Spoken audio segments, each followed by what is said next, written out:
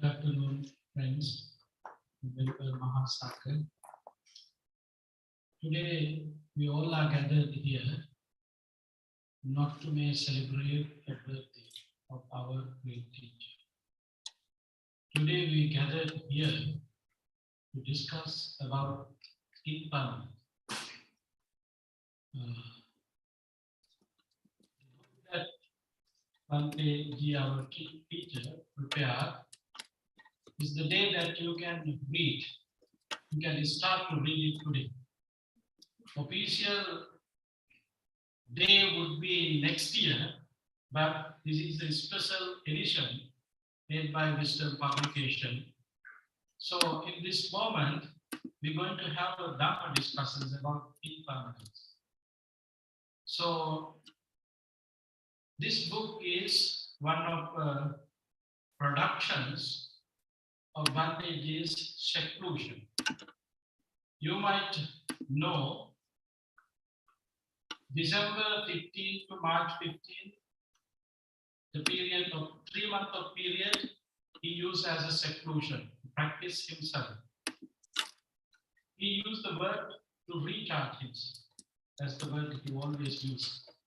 He's recharging during that time period. So I have been noticing during that time period, taking small pieces of papers and writing down something. He did not want to talk to anyone. He don't completely out of the world and staying in that practice. Time to time, he used papers and pens to write down things which he is experiencing himself. Collecting all these papers and information, at the end we were able to get this book. This is the way how this book coming out. So today is the day that we're going to talk about this book. But it is the birthday of Bhattacharya, our great teacher.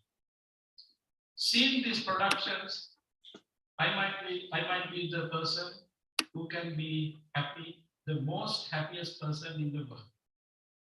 It is not my productions, but I have feeling it is happening because of me. Because last few years, I did not bother to him, and all his burdens take it to my hands, my heads, keeping all these burdens, and I was helping him to relax and using that relaxed mind to create these things. Therefore, I might be the most happiest person to see this book, and you also invite to join with us to victim in this forum. So, as a first part, I would like to welcome Venerable Mahasangha who are here now, the most senior monk, Venerable Sirvatana Naikatera, the chief incumbent of New Jersey Buddhist Vihara, as well as chief monk of Kerala district in Sri Lanka. And this monk is one of very special monk to this country because, as you know, the biggest Buddha statue established by him in his temple in New Jersey. Biggest Samadhi Buddha statue. So, Venerable Sirvatana is very close friend of our great teacher. Always, whatever happening in here, Bhante Sirvatana is with us to share his thoughts, his guidance for us. Venerable Sir, you are warmly welcome on behalf of Bhavana Presidents, Bhavana Sangha, as well as board members and other members. And next you can see Venerable Yogavachara Rahula. We don't want to welcome him. He is part of Bhavana Society. He was a former vice abbot, and he knows about this place, Bhanteji, more than anyone else. So he's also here. Welcome, Venerable Rahula. And third monk is directly coming from Sri Lanka. He's one of famous scholar in Sri Lanka, senior professor, University of Kalaniya Pali Division, Nabiritan Kadavala Nyanratana Thera. And luckily, we have him in this wonderful event. You are welcome, Venerable Sir. And Venerable Panyatis Thera from Southern Island Buddhist Vihara. Today, as you know, Venerable Pandanya, definitely if we have permitted with his works, definitely he will be here, but unfortunately, there is something in his schedule which is not unchangeable. So therefore, representing Southern Island Buddhist Vihara and all other monks in that area, Venerable Pandanya is here with our Siddhartha. You are warmly welcome, as well as our Dhammagaru Hamaguru, most scholar monk who is in the United States.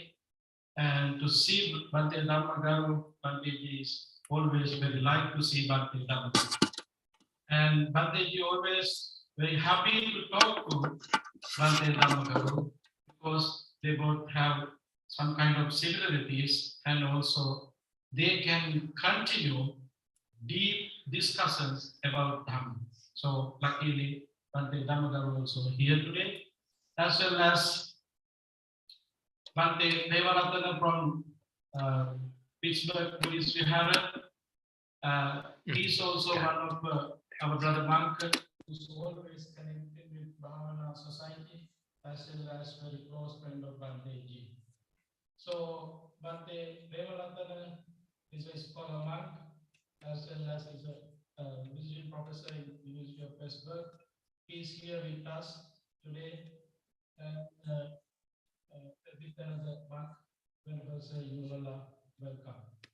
And Bhante Panyaloka, he's acting abbot in these days in the Wheaton International Buddhist Center, because as you know, our he is not in here, he is out of the country, representing Wheaton International Buddhist Center, Bhante Panyaloka, as well as Venerable Upasanta.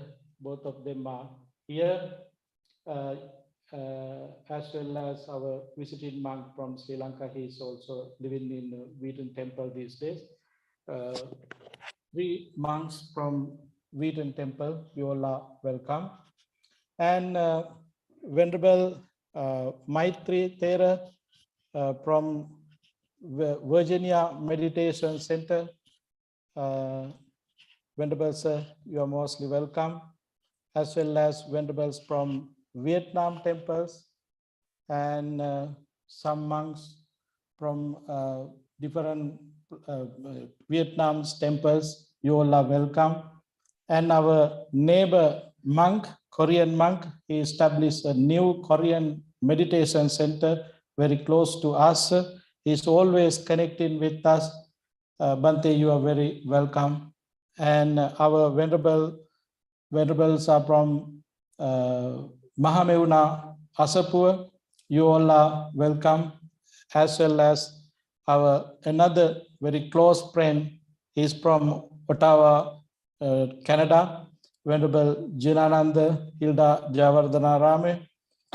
He's always connected with Bhavana Society, as well as he's very good friend of Bante Ji, as well as a student. So he's also here. You are welcome.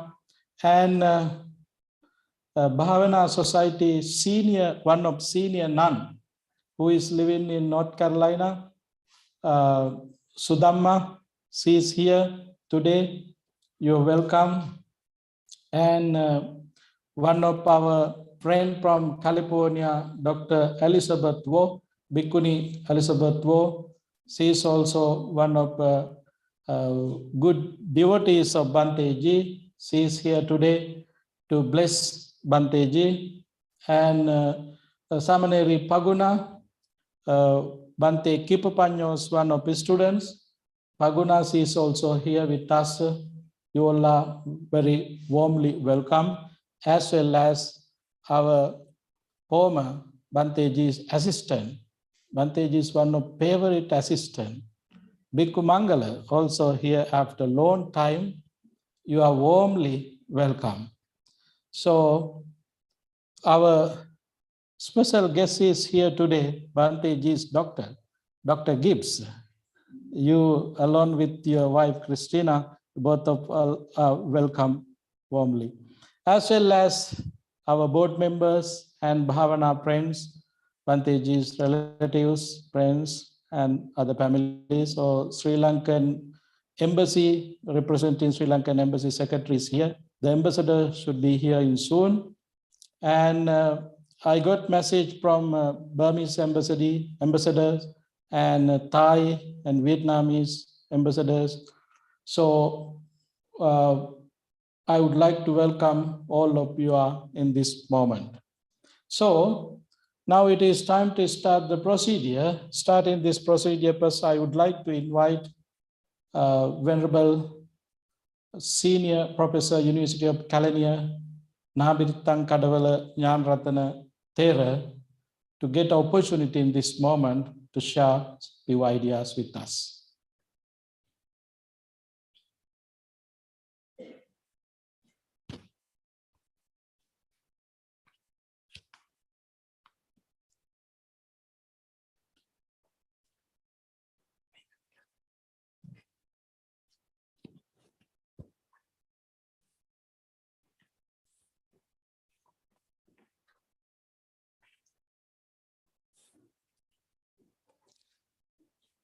First of all, I request Most Venerable Sir, your permission to utter your names again and again during my speech.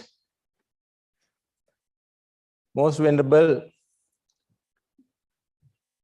Hene Pula Gunaratana Nayaka Mahathera, Venerable members of the Mahasangha from different parts of the United States, dear Dhamma friends, I'm glad to be here and say a few words in this memorable occasion.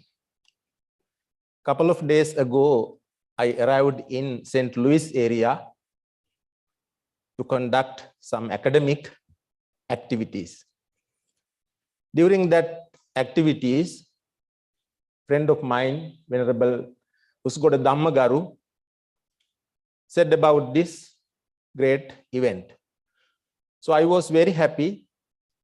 At the end of that event, I proceeded to hear with great hope to see Bhante, to see this Bhavana society, as also to see our friendly monks. I don't think that I am the most suitable person to say these few words here. Maybe I am selected no other reasons, but because of my height.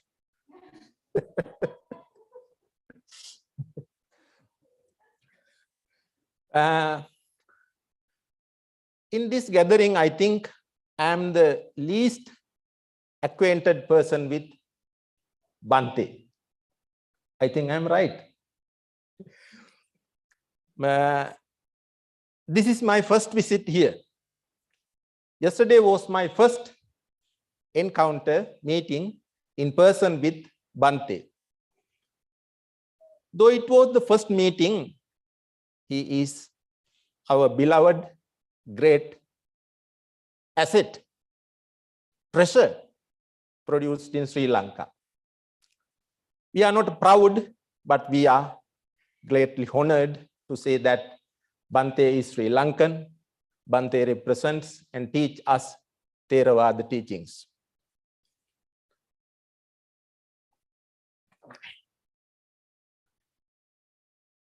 I am asked to say a few words about Bhante's life. But I think, as I mentioned earlier, you are well aware about him. Bhante was born in 1927 in one of remote village in Sri Lanka. His parents' mother was Lokumanike. It is worthy to remember in this occasion, Father Punchibanda. He was admitted to this order in 1941 by the most senior monk, Kiribat Kumbure, Sonuttara. Maybe Bhante is very happy to listen to his master's name when he is 95 years.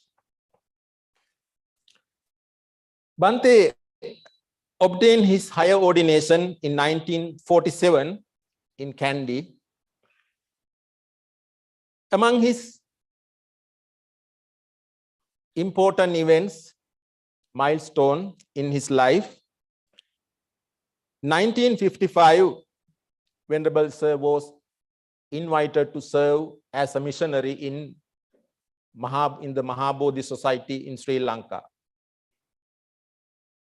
On this invitation, he proceeded to India, and he was fortunate to work and share his understanding, knowledge with the people in India in different holy places related to the Buddha's life.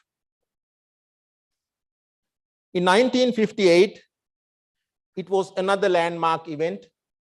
The Bhante had gone to Malaysia for 10 days religious service.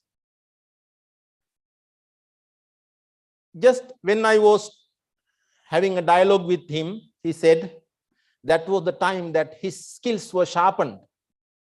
His English, other language skills, and familiarity with foreign persons, how to deal with them, how to explain to them Buddha's teaching. So 10 years service in Malaysia. 1968 was the first time his arrival in the United States, which led to 20 years service in the Washington Buddhist Vihara as the capacity of secretary in the Washington Buddhist Vihara.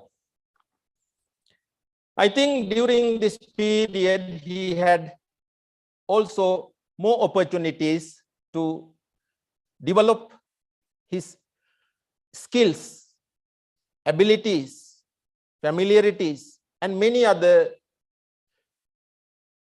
things working with the people, like, as I Bhante mentioned, Bhikkhu Bodhi. He obtained his BA, MA, and PhD in America. I think that you have heard his wonderful PhD research work on a critical analysis of jhanas in Theravada Buddhism. It is already published, available in book form. He obtained his PhD in American University.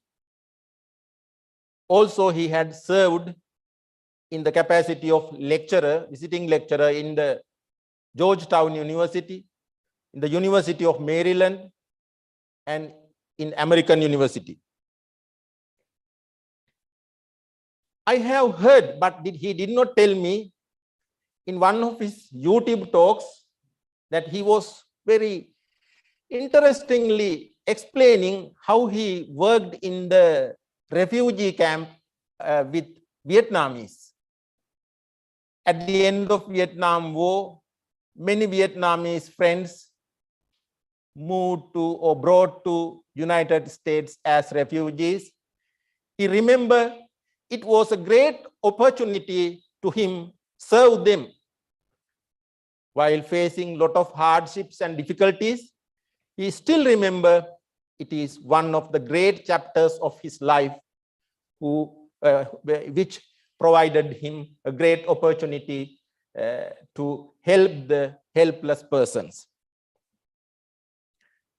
And according to his life story, 1982 was the year he moved to this 50-acre land in which this beautiful, wonderful, useful Bhavana society, which was also supported by great monks like Bhante, Yogavachara, Rahula, and other friends. I think in this occasion, though Bhante is not willing to repeatedly saying that this is of his birthday, it is actually auspicious day. Today is the full moon day. That full moon day further shines because of his birthday. So that birthday also further shines. It is not small number, 95 years. We dream, we don't know when we go leave this world, but we imagine, we think, yo, if we can do like that. Bhante, don't wish. I heard that he was talking with somebody, he said, don't wish me longevity. Only wish good health. He hopes good health, but not long life. But we hope and we wish both good health and long life. Dear friends, to conclude my words, I like to say that one of the Buddha's teachings, I think you know about Dhammapada. In the Dhammapada, there is a bunch of stanzas in the Sahasravagga. The Buddha has mentioned many things about how to evaluate the lives of beings, good and bad of the lives. It is very useful to us. We know that we are evaluating things, everything, whatever meet in our eyes, whatever we hear, but we don't probably not evaluating our own life, our own good and bad things. Sometimes we evaluate, overestimate our goods than bad things. In one stanza, Buddha mentioned, Yoche vasa satang jive apasang udayavayang.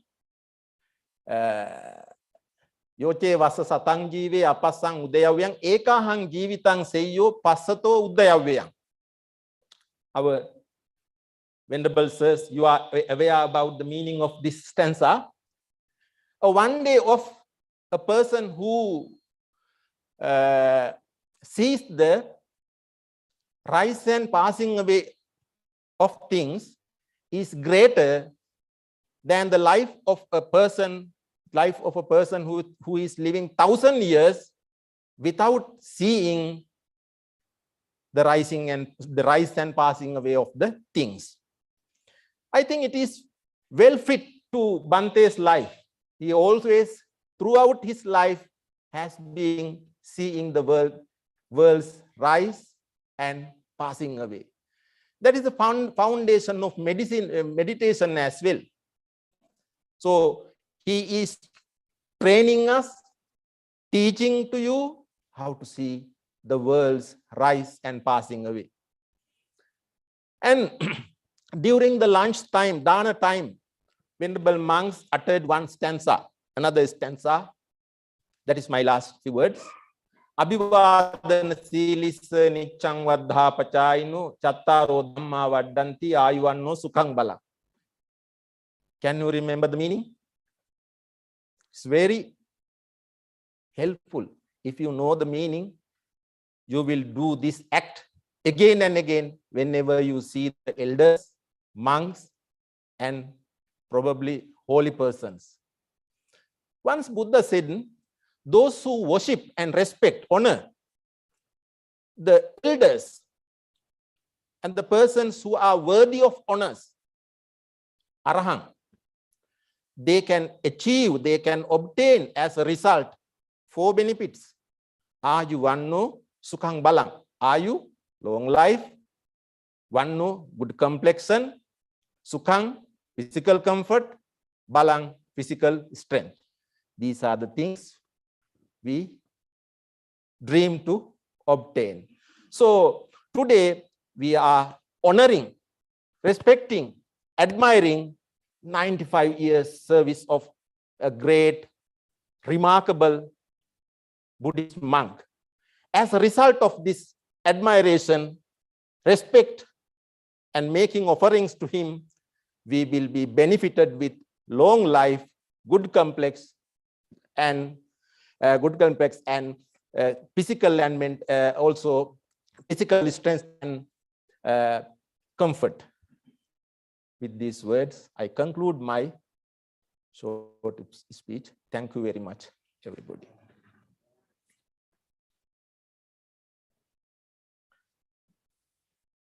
Thank you very much, Senior Professor.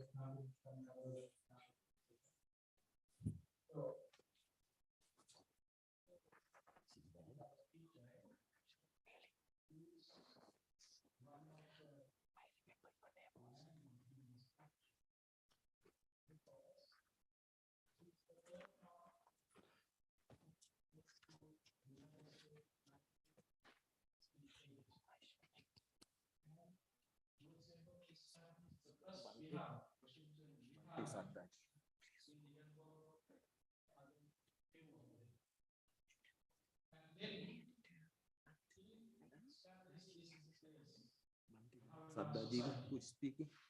So, establishing Bhavana society is one of another occasion, an important occasion.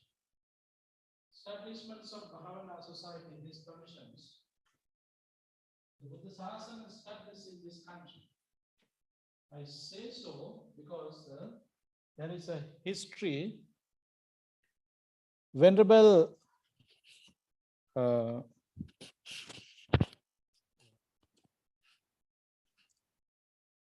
Mihindu, Arahant Mihindu, when he arrived to Sri Lanka, he met king and he delivered Dhamma, and the king and other devotees offered a temple and all other facilities.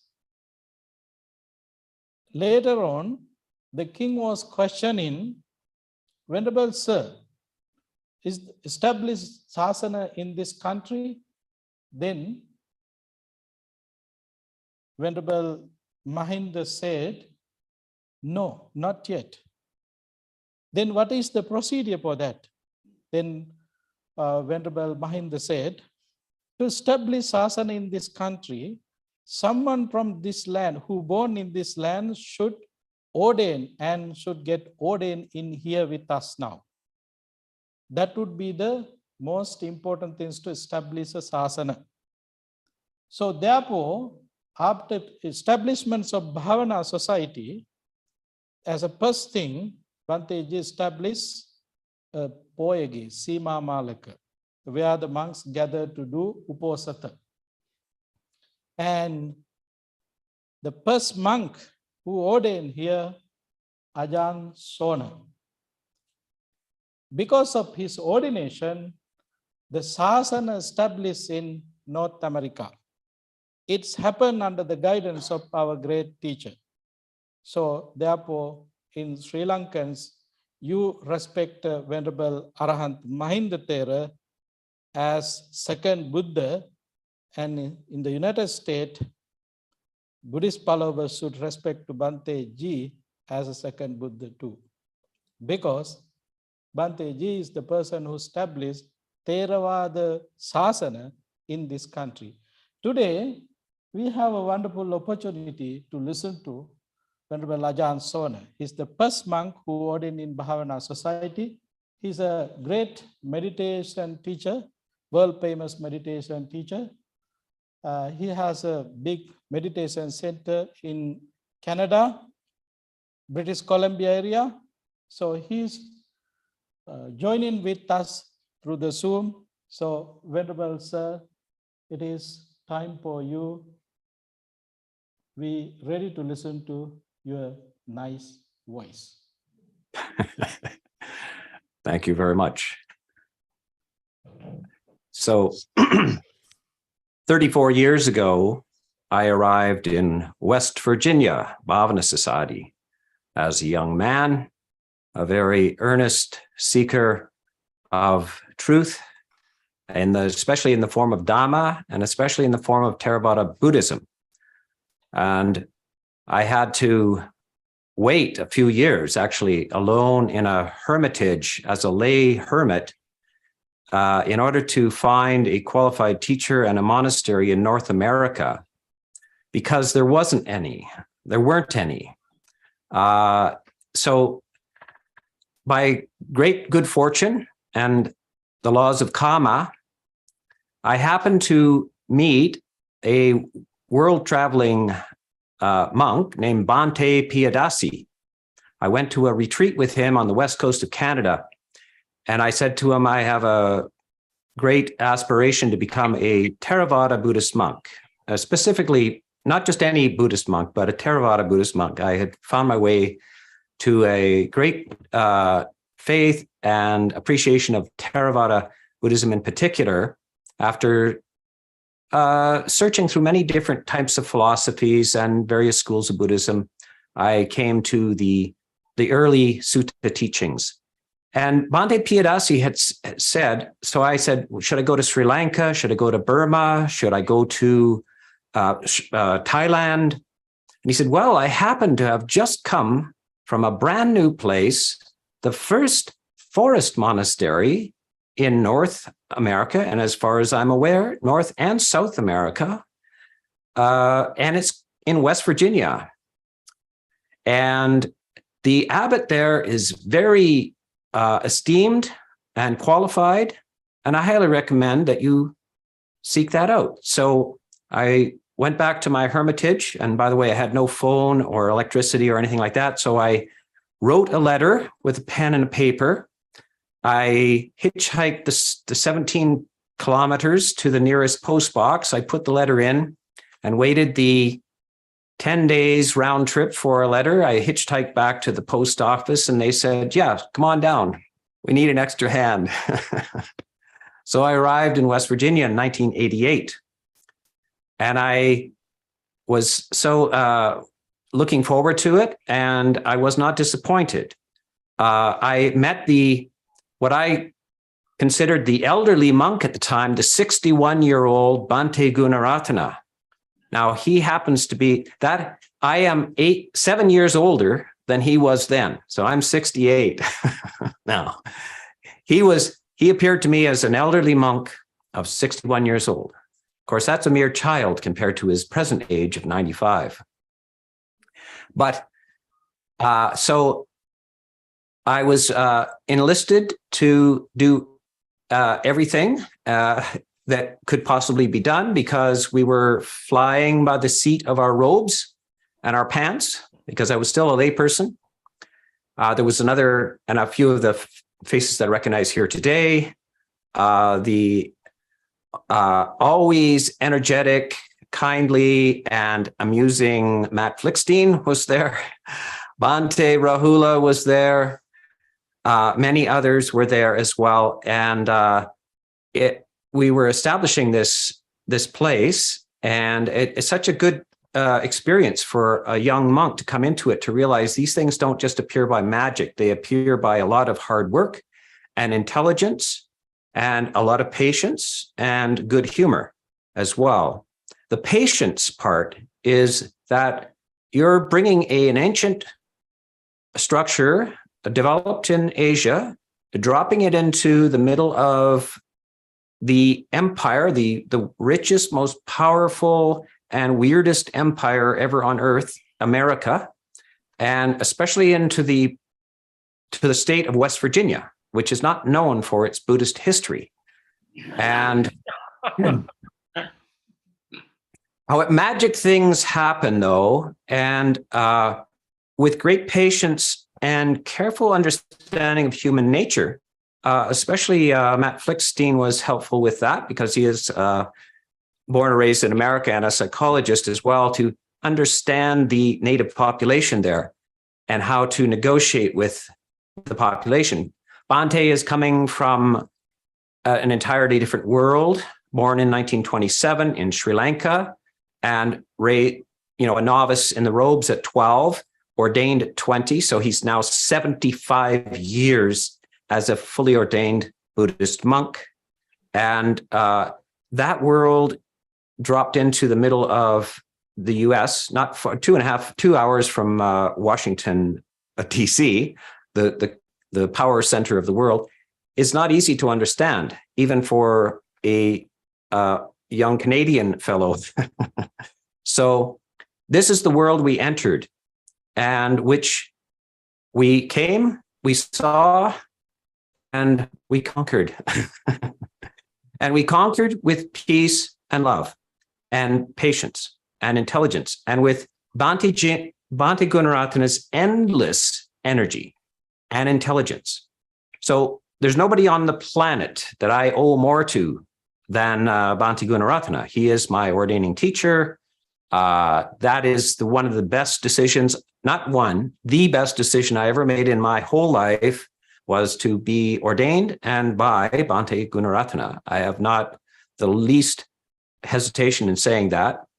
34 years later, it's been a very rich and rewarding experience. So at the time, one day, between cooking in the kitchen and climbing on roofs to put shingles on, none of which I had ever done before. Remember, my background is actually as a classical musician. I had no experience of any of this stuff except for meditation, a lot of meditation. But one day I walked into his office and I was talking to him, and he said, he pulled out a manuscript out of his drawer. He said, "Tell me what you think of this." And the manuscript was a dog-eared with a paper clip and typed out by hand. It was called Mindfulness in Plain English. So I took it to my room, or actually my trailer. I was living in a little trailer at the time. And I read, I don't remember how I read it, but perhaps by candlelight, I read page after page of this. And I came back to Bhante Gunaratana and I said, "Bhante, this is a bestseller." I gave it back to him.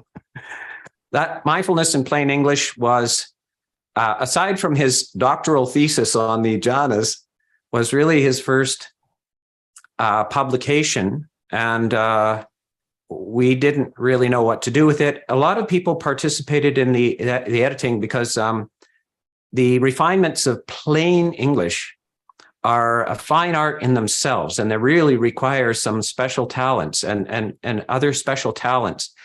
The ideas, the meditative ideas, the translations, and the internalization of the Buddha's teachings were definitely all Bhante Ji's.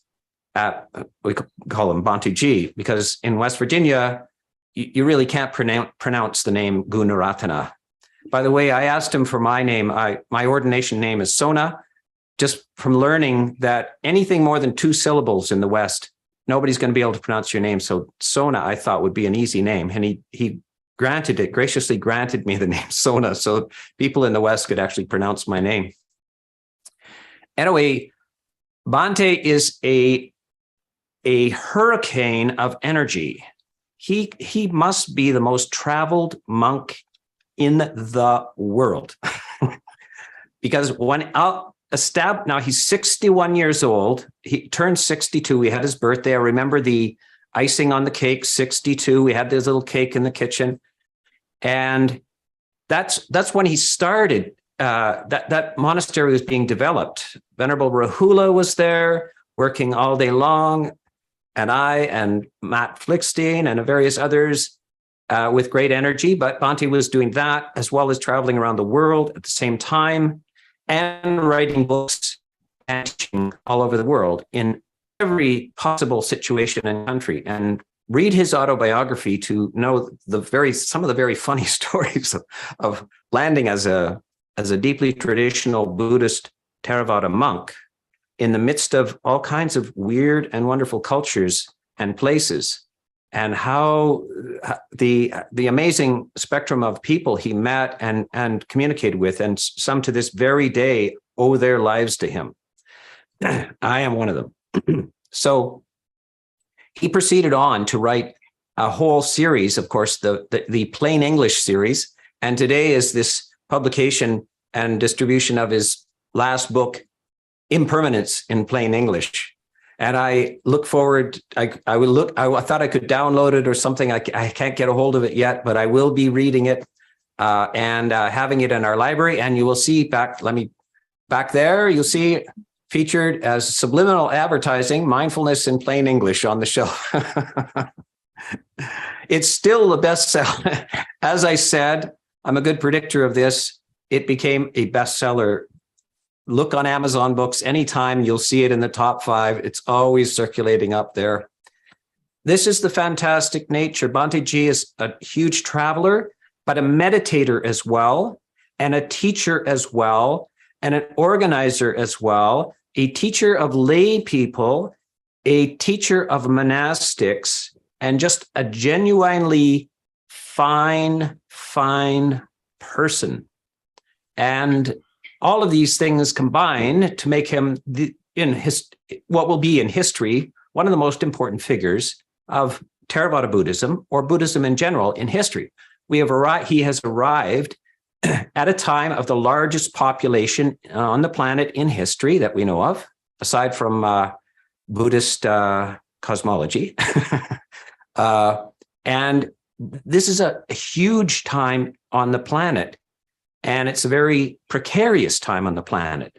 So we cannot undervalue the arrival of this elderly Sri Lankan monk in this massive empire center, and the effects that the gentle, persuasive, and intelligent voice and huge amount of patience and energy that has swept out in circles again and again, affecting larger and larger portions, radiating out from the Bhavana Society, and of course through these books and as many teachings as well. So this is extremely important. This little Zoom thing, the 95th birthday and everything seems a fairly small community. Don't underestimate the importance of this. This is important. I will leave that because I don't want to exhaust everybody. These ceremonies do tend to go on, but thank you very much for the honor of giving me an opportunity to pay homage to Bhante Ji and pay my greatest gratitude to him as well.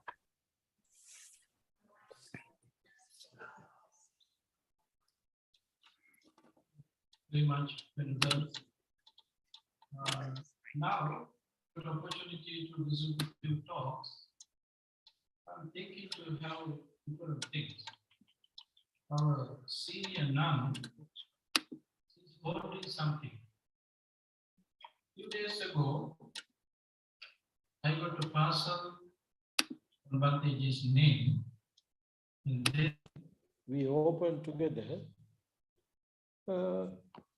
There's a wonderful poem wrote by Jean Malgren. She is the person who helped to finish the book Journey to Mindfulness. And he's the person who started to edit Impermanence in plain English also. So I would like to invite Bhikkhuni Sudamma to read that poem and take opportunity to listen to her.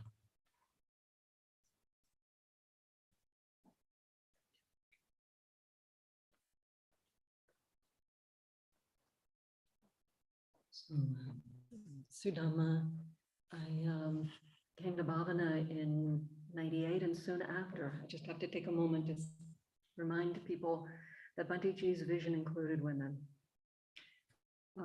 I was cleaning the office and I found a file of death threats that arrived after Bhante gave the robes to a woman. It's hard to remember now what that atmosphere was in the earlier days, that it was that controversial that devotees and fellow monks, people did not approve the idea. It was practically cross-dressing to put a woman into the monk robe.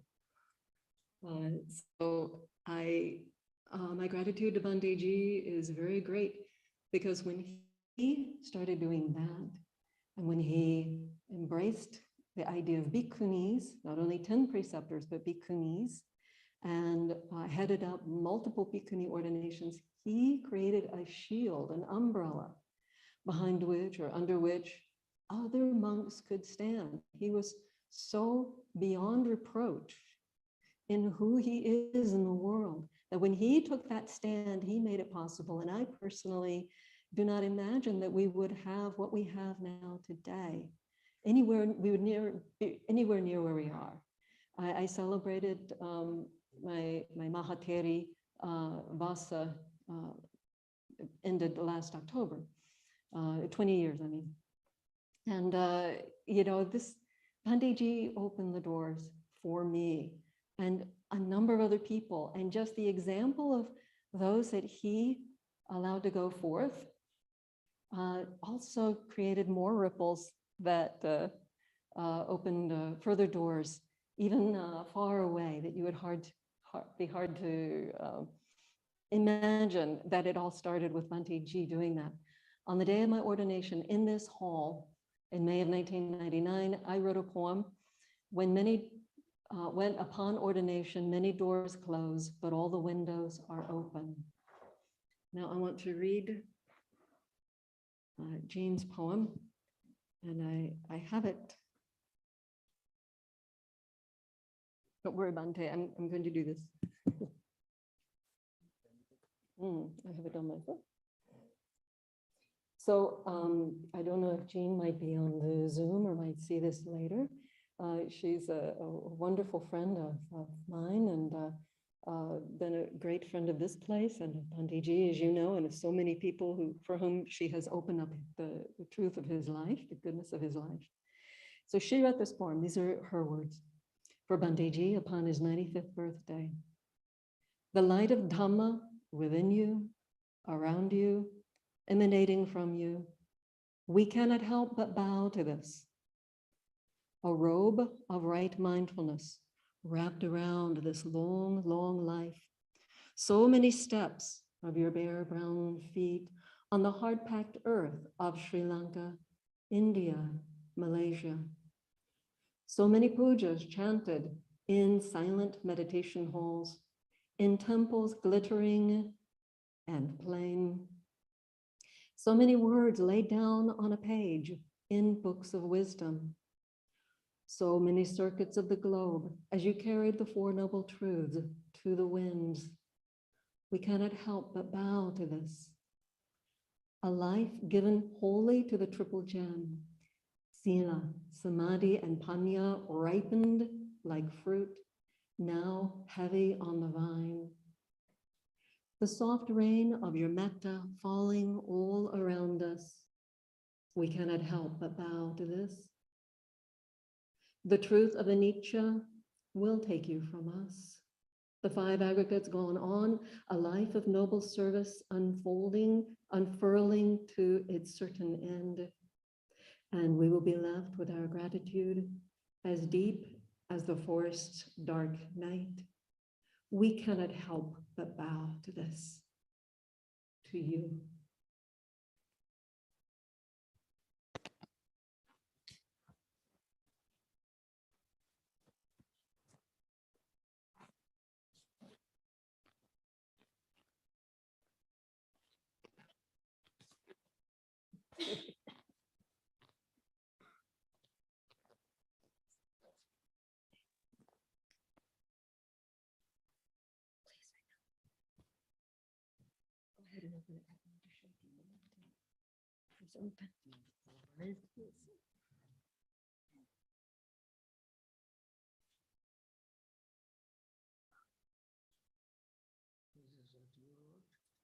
This is Jean Malgram's words in a poem, Bante, that I just had the honor to recite.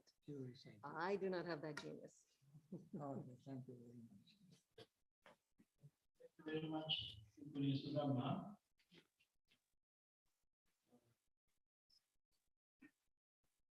Presently, the Sri Lankan ambassador, Mr. Mahendra Samarasinghe has arrived. On behalf of Bhavana Society, we all warmly welcome you and your staff.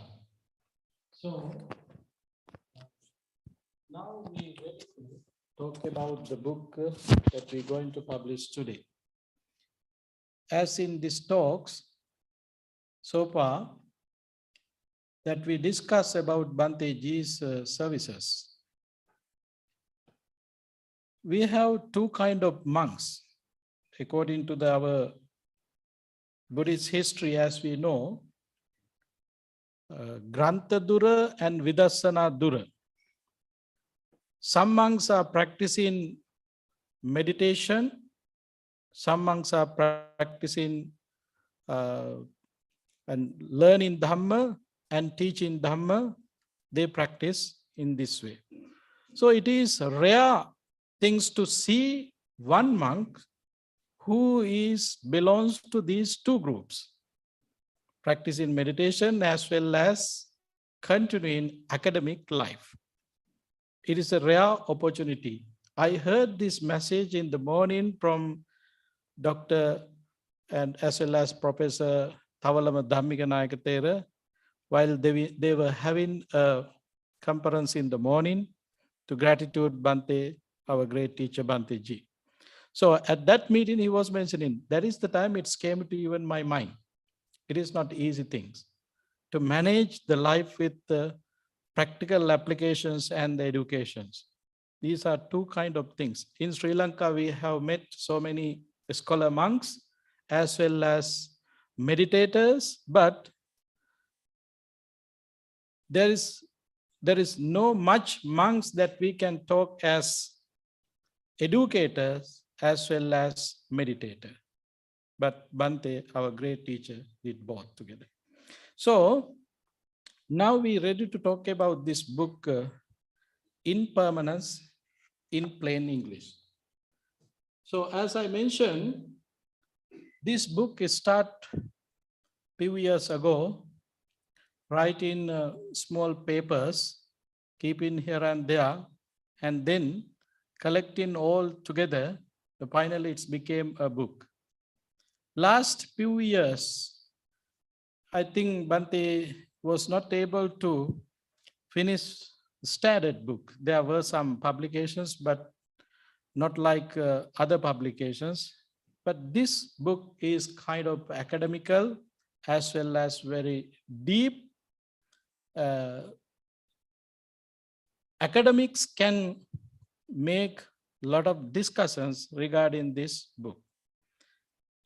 Because he got an opportunity to relax himself and use that opportunity to create new productions. So today we all are victims about that project. Now I would like to invite another professor to talk about this book, because she is qualified to talk about these books, because she is doing another publication with Bhante Ji, which we can, I mean, the name is not, published yet, but we assume that name would be dependent origination in plain English. That would be the next publication in his 96th birthday. Now I have a duty to make a list of books that we're going to publish up to 110. That is my goal. That's why I am here.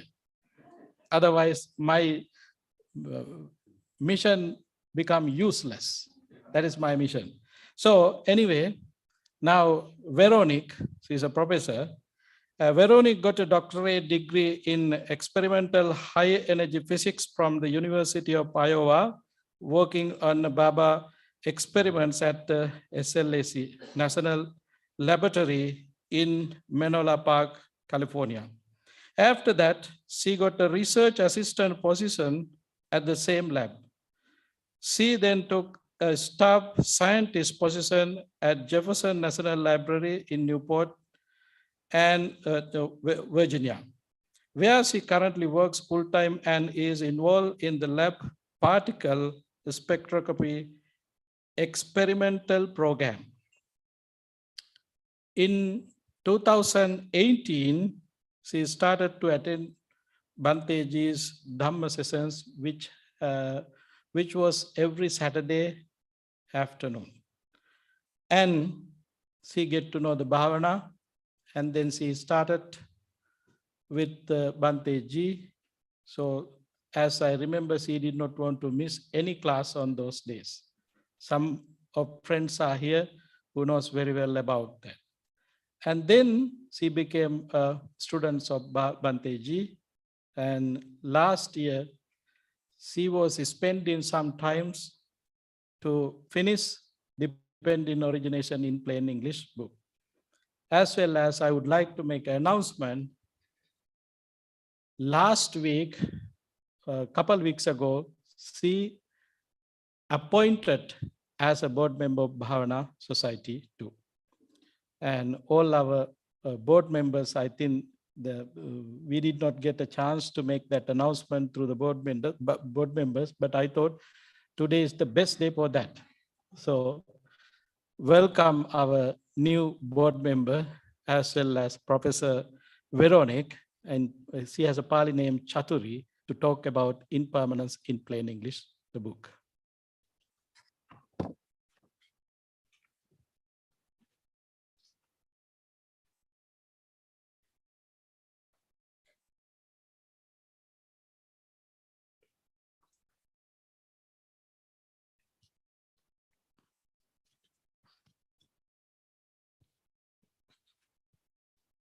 Okay.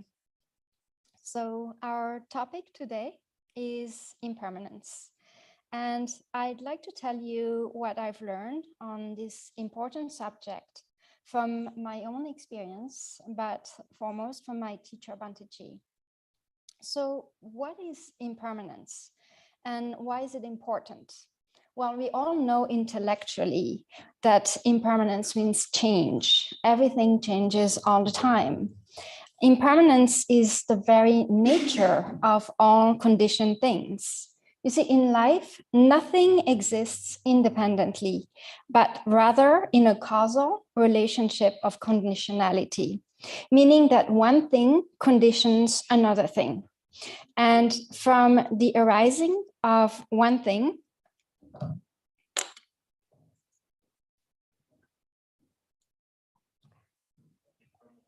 okay. Yeah. Okay. So from the arising of one thing, another thing arises. And so one thing arises, it lasts for a while, and then it passes away.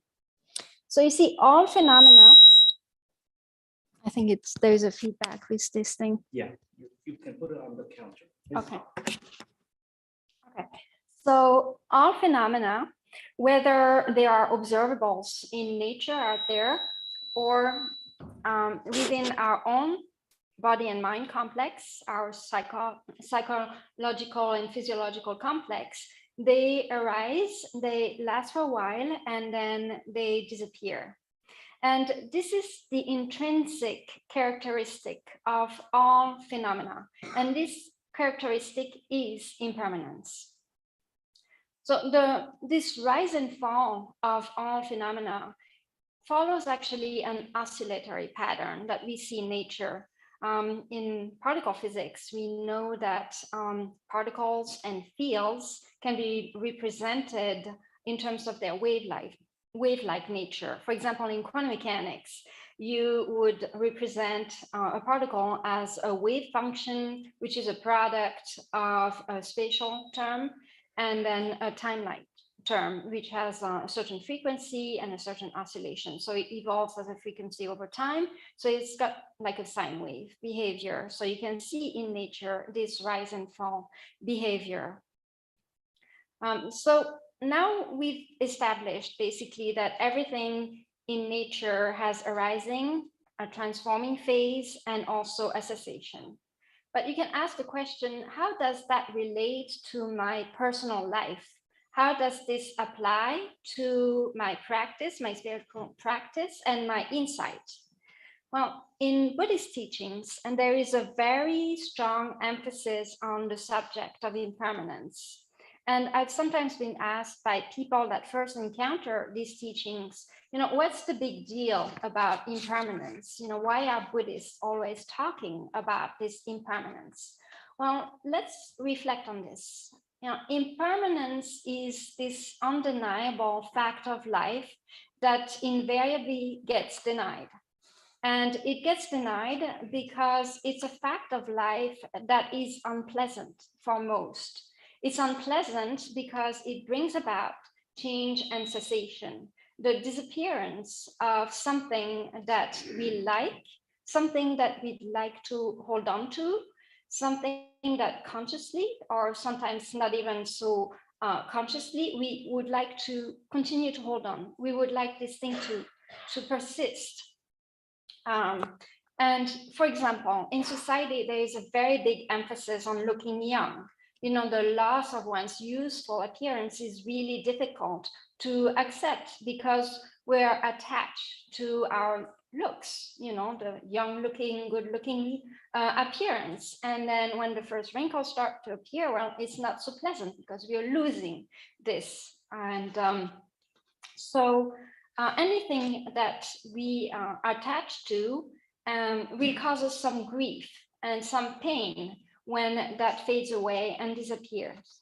So in fact, what causes us suffering is not impermanence, but it's our attachment to the idea of permanence, our desire for permanence. And because the loss of what we experience when things that we're attached to fade away, then the tendency of the mind is not to think about impermanence. In fact, it's to push away the notion of impermanence as far as it can, and certainly not to observe it. So, you've all seen this. Nothing puts a damper in a social gathering or party like starting to talk about death. And so we're actually caught in quite a predicament. On one hand, there is impermanence, which is the nature of everything in life. And on the other hand, there are these things that present themselves to us through our 6 sense doors, our 5 senses and the mind. These things that we like present themselves to us, but they don't last. So how do we solve this problem? Well, first, we must understand these things that we care so much about. And these things are called sensual pleasures. They're experienced via our senses, our physical senses, and our mind. Our natural tendency is to indulge in sensual pleasures, and most of the time in a very unmindful way. So In this way, we are not able to see their arising and passing away. But what if instead we went against the grain and we watched what happens within us, this with deep insight? Well, that's precisely what the Buddha did. On the night of his enlightenment, the Buddha saw the arising and the passing away of sensual pleasures. He observed the desire for sensual pleasures slowly fading away. And one should be able to observe this for oneself.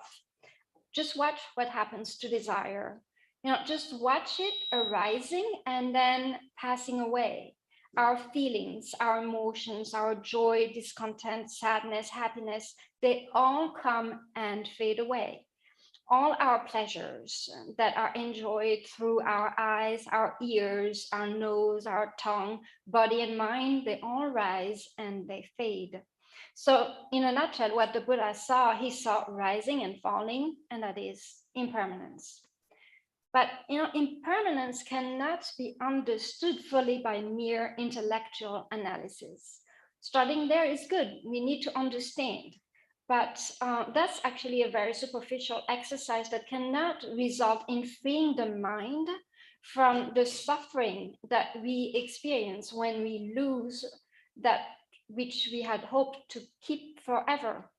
Impermanence must be seen with deep insight, and this is what we call yoniso manasikara. It means seeing things from the root, and this requires looking at things in a very special way. And this special way is the practice of vipassana. And this means having a totally unbiased observation of whatever is happening within us. And this is something that Bhanteji always stresses. There should be no judging or critical analysis of what we are experiencing in the present moment, but instead a very astute and attentive observation, and this requires our total undivided attention. It's like when you have a scientist in the lab observing some culture, under a microscope. The scientists that have an opinion about the culture, saying, this is gross, I don't like it. The scientist just observes what is being magnified by the apparatus and then writes what he observed in the lab book. But there is no personal opinion about what he's seeing. He's just merely observing. And when the mind becomes concentrated, one starts to be able to observe the smallest, the minutest details of the rise and fall of whatever is occurring within our aggregates. So there are changes in our bodies, in our feelings, our perceptions, our thoughts, and our consciousness. Finer and finer details start to be seen. And then one starts to be able to notice that everything is in a constant and perpetual state of flux.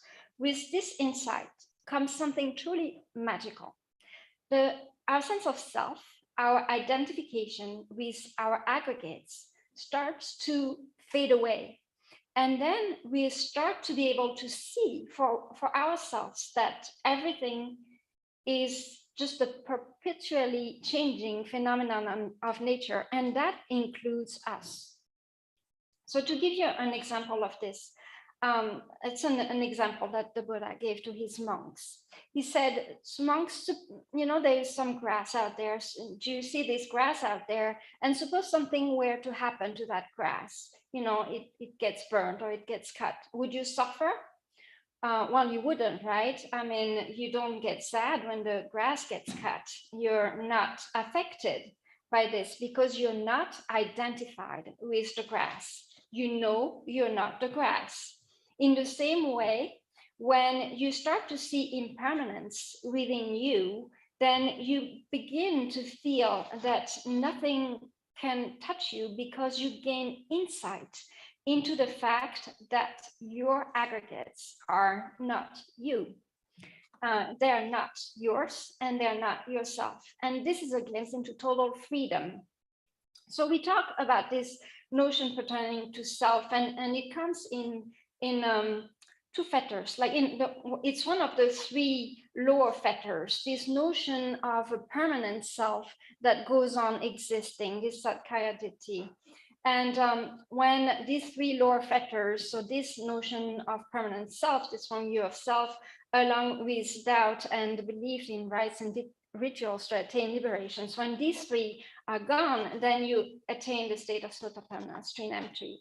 But the last fetter prior to full liberation is called I consciousness. It's the belief in the existence of some form of I there within us. It's a residual sense of I am. And to get rid of this fetter, we must have an undiluted, clear, and perfected understanding of impermanence.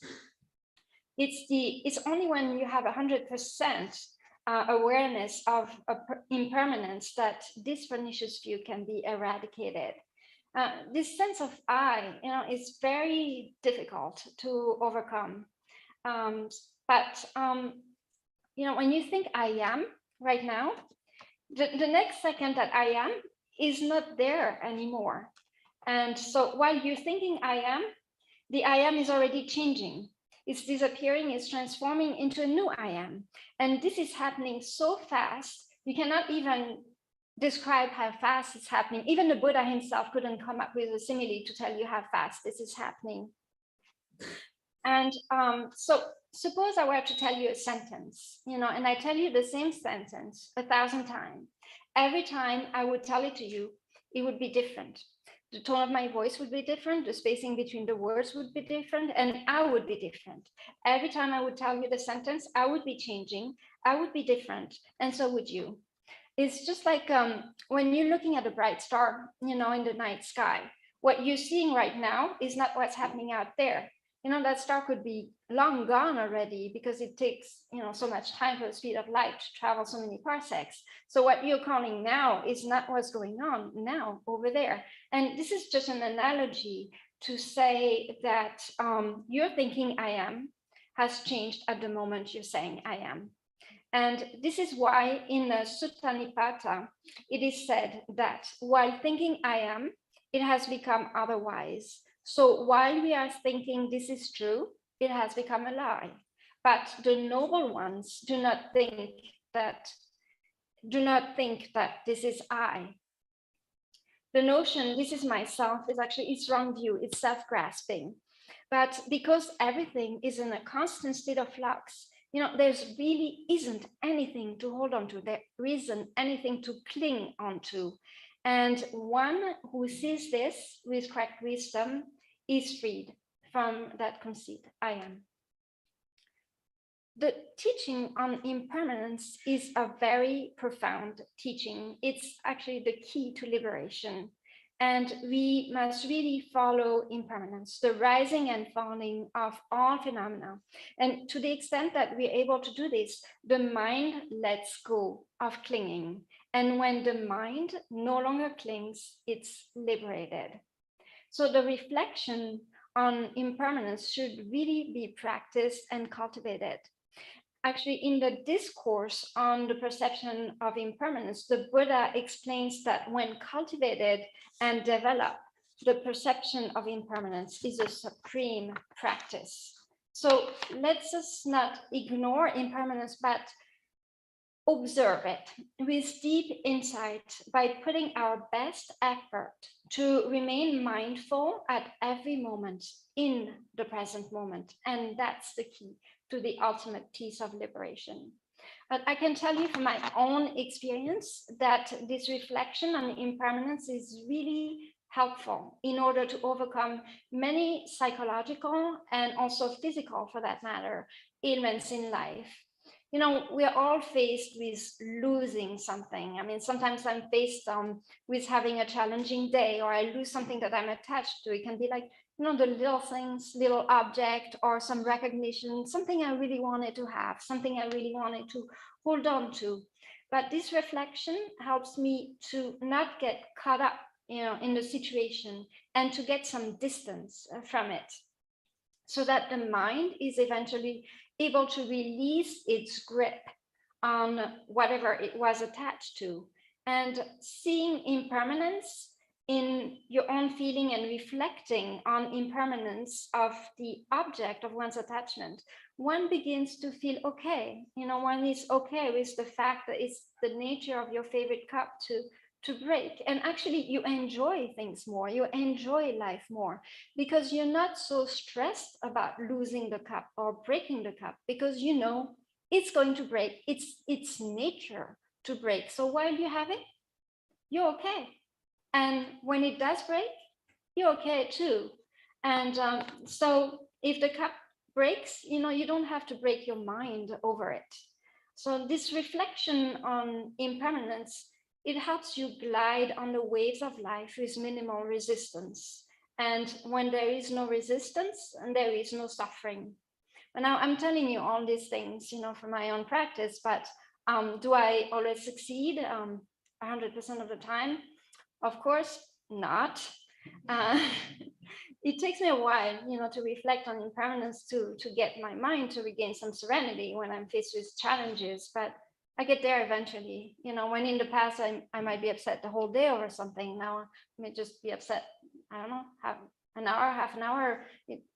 With practice, you can regain your mental serenity very quickly with this, and it's all in the practice. What I want to say is that attaining the ultimate peace of Nibbana is possible through this practice, and we all can do it. And we are all very, very fortunate in this day and age to have come across with these teachings and this Dhamma, and also to have had the tremendous opportunity to receive these teachings from Bhante. And for this, I am immensely grateful. Thank you.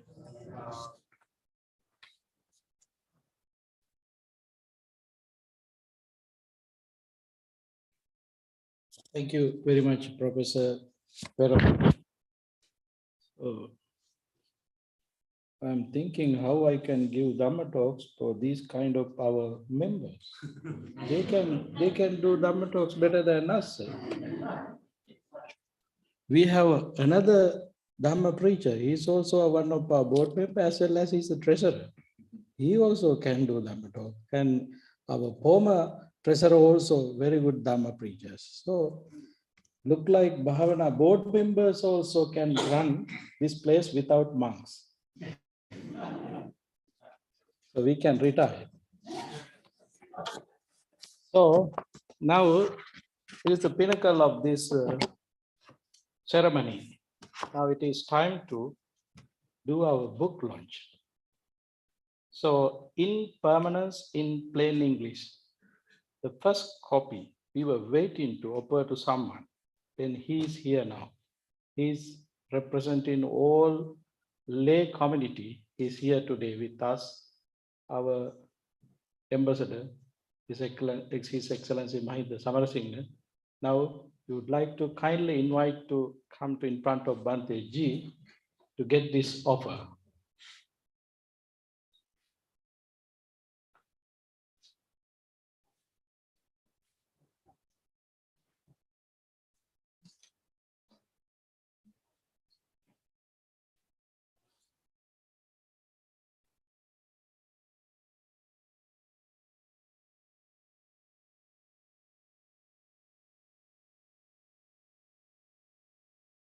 Also, we would like to kindly invite Bhante Ji's doctor, Dr. Gibbs. Please join with us. He is very important for us because he is the person who's take care in Bhante Ji. And there's another doctor also here. We would like to invite all of our board members, Dr. Deepani, Professor Chintaka, and our lawyer, Michael, and Walter Gunatilaka, Atula Sanivaratna, all the board members, and Paul, Veronique, you all are welcome to take your copy from Bhante Ji.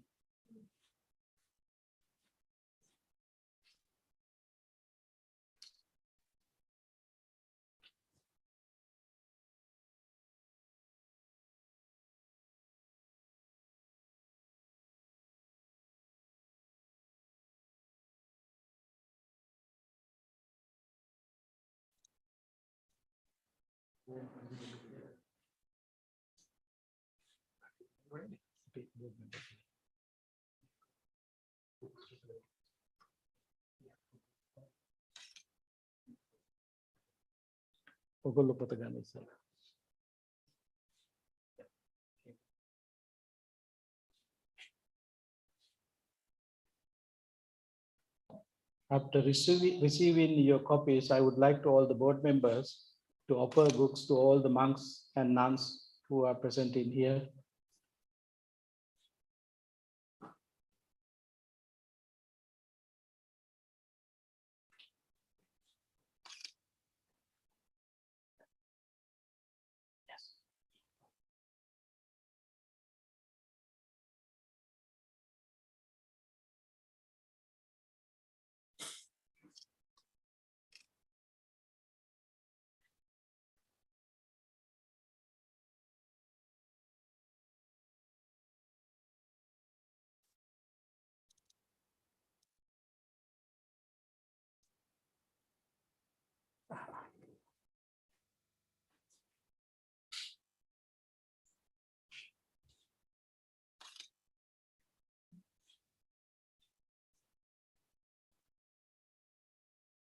Okay, all the board members, can you offer the Mahasangha?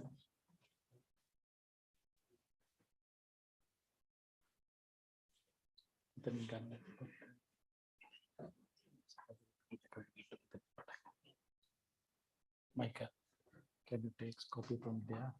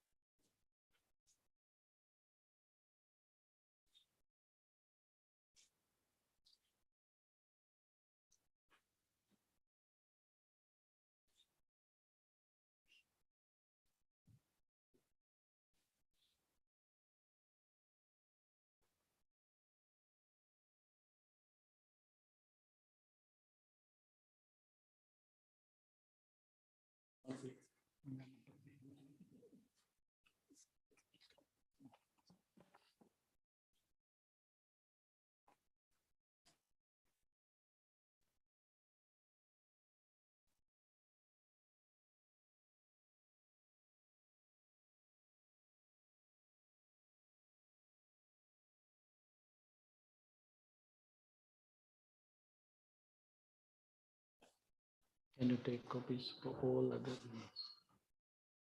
members?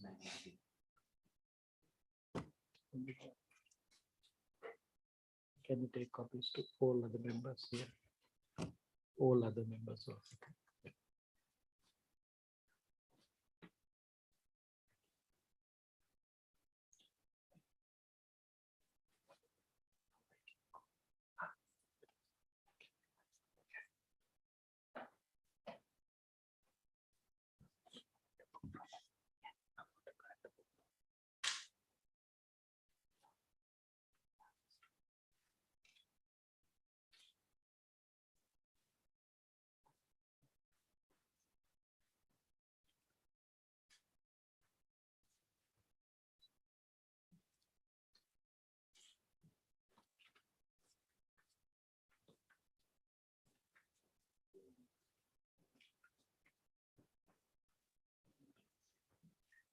So I hope you all receive a copy.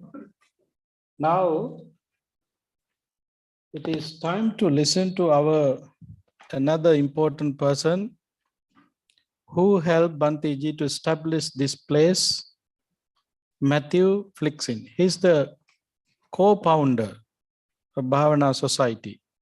So I would like to invite Matthew Flixin, Matt or Sumati, to listen to you. Yes. Good afternoon, venerables and dear friends. There's a passage from the Dhammapada which reads, "If you see someone wise who can steer you away from the wrong path, follow that person as you would one who can reveal hidden treasures. only good could come out of it. Bhante Gunaratana is one of those that can reveal our hidden treasure, which is the complete freedom from all forms of suffering. And the treasure is hidden. It's just like the sun is hidden behind the clouds. That treasure is hidden by our beliefs, perceptions, points of view, all of which we identify with. We believe our thoughts are actual realities. Bhante has spent his entire life uncovering that hidden treasure and leading other people to uncover the hidden treasure for themselves. I have known Bhante for over 46 years, and through that association, through his teaching, my own life has been dramatically transformed. Bhante leads his students to the realization of wisdom and all the ways in which to compassionately apply that wisdom to their everyday lives. Bhante himself is a treasure. How fortunate that at 95 years of age, he is still guiding all those who are interested in discovering that treasure for themselves. Happy birthday, Bhante.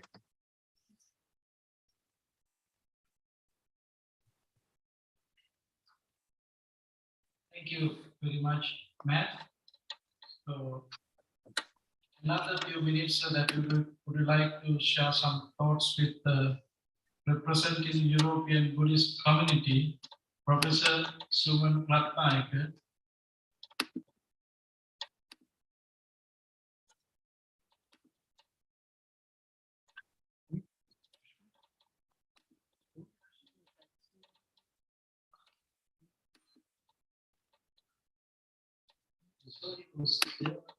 What?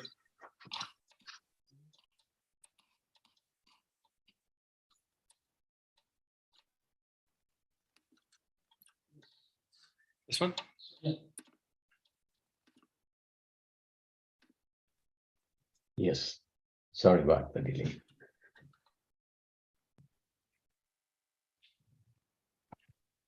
Good afternoon, everybody. Venerable members of the Mahasangha, brothers and sisters in the Dhamma. We feel really delighted and honored to have this opportunity to express our heartfelt congratulations on the most venerable Henebola Gunaratana Nayaka Thera's 95th birthday. It is well known that the Venerable is affectionately introduced as Bhante Ji. In order to manage the time allocated for me for this session, let me briefly present a few points from my memory about Bhante. It was Bhante Ji who recommended and encouraged us to establish the Stockholm Buddhist Vihara in 1985. Bhante had given Dhamma talks in Sweden even before. After the establishment of the Vihara, also, we invited Bhante Ji to visit Sweden and lead retreats in the 1980s and in the 1990s. While in Sweden, Bhante gave Dhamma talks in Stockholm, Gothenburg, Uppsala, and several other cities. Bhante delivered one of his talks to a group of about 25 psychiatrists and medical students at the University of Gothenburg, as I remember in 1989, on the topic psychotherapy and drugs. The talk was really informative, and the participants highly appreciated it. Bhante emphasized in his talk the importance of the genuine practice of the factors such as mindfulness, compassion, and wisdom even at their workplaces. If I were to invite a group of scholars, including Bhante Ji, to write an article to a journal, the very first contribution would definitely come from the Bhante Ji. I heard that Bhante Ji has an innate photographic memory. For example, when I invited Bhante to contribute an article to the publication Buddhist Studies in honor of Venerable Kirindigali Dhammaratana Thera in 2007, he sent me his 34-page long paper on should we come out of jhana to practice vipassana within a very short period of time before all others. This paper by Bhante Ji is a scholarly, critical, and comparative one. Very beneficial for not only scholars, but also true practitioners. I remember that Bhante addressed the Sri Lankan Buddhist monks in Europe last year by quoting a very meaningful stanza from the Dhammapada. Yato yato sammasati khandanang udayabhyam labhati piti pamojjang amatang tang vijanatang. When one thoroughly understands the rise and fall of the five aggregates, one gains happiness and delight. It is deathlessness, i.e. Nibbana, for those who know it. This is a reflection of Bhante Ji's interest and practice. When Bhante Ji visited London in 1994, I was fortunate to invite him to deliver a few talks at Oxford University. Those talks were mostly on mindfulness. During that time, Bhante Ji was humble enough to share with me my student residence. I noticed that Bhante woke up at about 3:30 a.m. After using the washroom, he sat on the mattress in his usual full lotus posture for 2 hours. I was so impressed that Bhante's practice is not limited by time and space. His exemplary practice of this nature reminds me of the significance of the saying, once you have left your home, everywhere is your home. Bhante spent 3 days at Oxford University then. I enjoyed walking for hours with Bhante and listening to his discussions. On this auspicious 95th birthday, let me wish the Most Venerable Bhante Ji from the bottom of my heart a very happy birthday, longevity, and good health. Thank you very much indeed.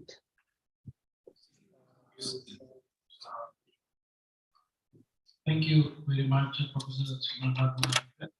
So, it was mentioning few things. Bhante Ji would be the monk who had been given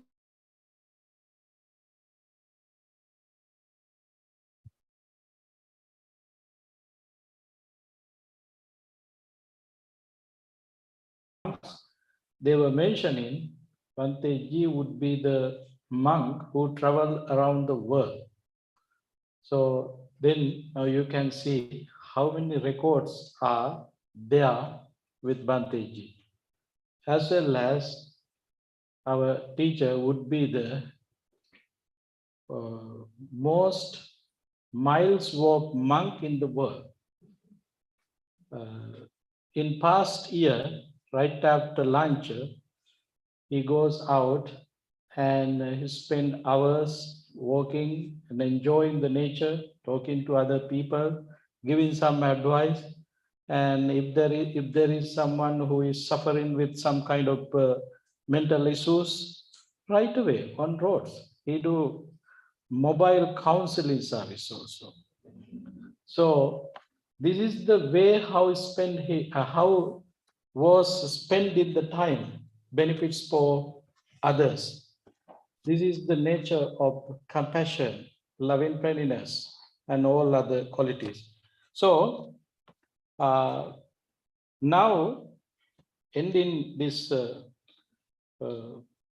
small gathering, I would like to get opportunity to listen to representing all the embassies like Burmese ambassadors, Thai ambassadors, Vietnamese ambassadors who contact us through the letters. They are not able to come to today, but anyway, representing Sri Lankan embassy, the Sri Lankan ambassador is here, warmly welcoming, and I would like to invite you to use this opportunity to give us few words.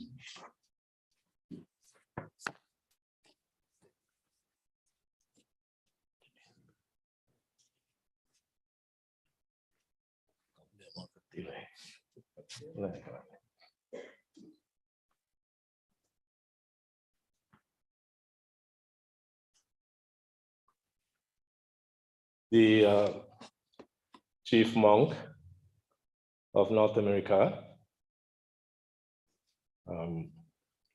also the chief prelate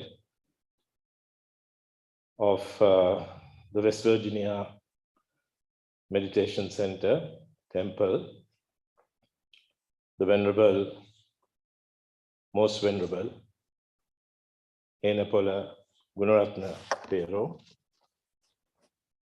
Most Venerable Mahasangha, devotees, friends. When we look back at the life of this exemplary monk, 95 years of age, in another few days, not today. I think the birthday is on the 27th. Happy birthday. The note that I got said 27th, I'm sorry. And when we look back, we see an exemplary monk. I was in public service in Sri Lanka for almost 40 years before I took up this new assignment as the ambassador of Sri Lanka to the USA and Mexico 1 year ago. And I never had the opportunity of meeting in the flesh, so to speak, the Most Venerable Gunaratna Thero, but we had heard of him. We had heard of his service to the Dhamma, to the propagation of the teachings of the Buddha internationally. We know at a relatively young age, the Most Venerable Thero left Sri Lanka and did missionary work associated with the Mahabodhi Society in India. He was there for a few years, and subsequently he went to Malaysia. And I believe he was in Malaysia for over a decade. Once again, committing himself to the teachings of the Buddha, to propagate teachings of the Buddha, the Dhamma, leading an exemplary life of example, to others, a meaningful life, as we like to call it. And he also spent some time in Japan. Of course, these sojourns, these visits to other countries were temporary when you compare his final visit to the US. It was the most venerable Madhya Mahanayaka who identified the most venerable Gunaratana Thero and gave him the charge of the first vihare to be opened in the USA, which is the Washington DC temple.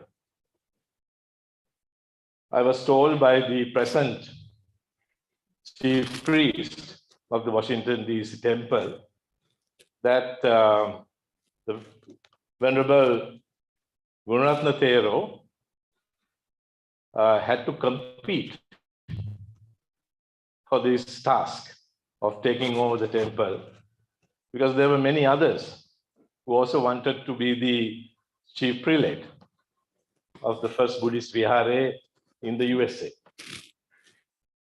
I don't know whether it's correct, but I was told that the most venerable Mahanayaka Thero, Madhya Mahanayaka Thero, even contemplated on advertising the post to get the best. But then he himself identified the Venerable Gunaratana Thero as the most suitable to take over this task.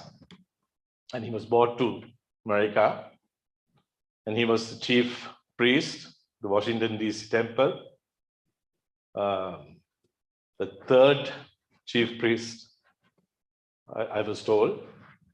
And of course, he started his services, Dhamma, from the moment that he arrived in the US. And it was not limited only to the Washington DC temple and the propagation of the wisdom and teachings of the Buddha from that temple. He established many temples around the US. He also established temples in Canada. So his dedication, his service to the Dhamma is unquestionable. The commitment he has shown during these years in propagating Buddhism in the US has been exemplary. That is as far as establishing temples and meditation centers go. I don't have the time to relate to you all of the temples that he sponsored, that he championed, and the meditation centers that he has set up in the US and in other parts of the world. But the contribution is significant. Then we also see him during the course of his missionary work, studying for his BA, studying for his MA, and then eventually, as we heard a little while ago, obtaining his doctorate from the American University. This was whilst he was committing himself to propagating the wisdom of the Buddha, the teachings of the Buddha. We also notice that he was a sought-after lecturer on philosophy and religion. Many universities retained him. He lectured at the Georgetown University, we know that.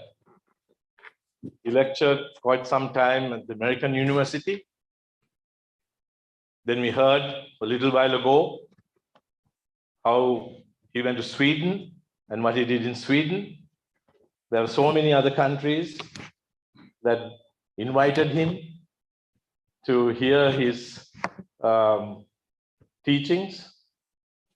And there was a huge service rendered in that respect as well. Then we see that he has written many books. Today, he launched another book. I was privileged to receive the first copy, which will be treasured by me. And of course, I will read it from page to page and hopefully learn something from it. We see that some of his books are being used even today as textbooks in schools in Theravada Buddhist countries, such as Thailand, for example. Books are used by pupils learning Buddhism, because he has this ability to tell the story in a very concise, precise, simplified manner, so that anyone can understand.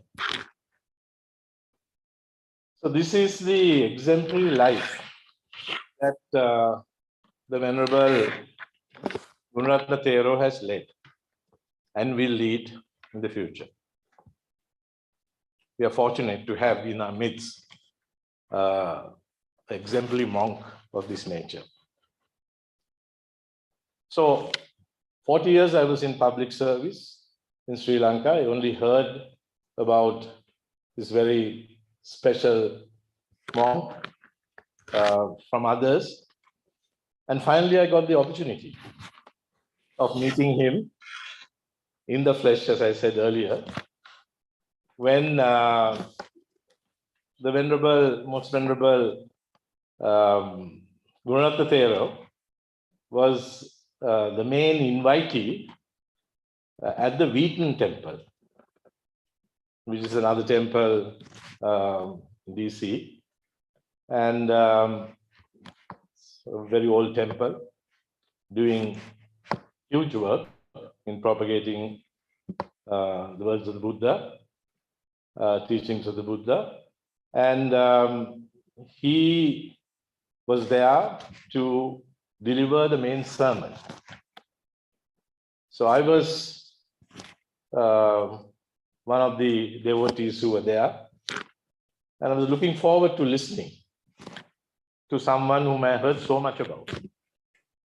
And when I saw him, I saw physically a very old monk. I hope he doesn't mind me calling him old, but physically, I think.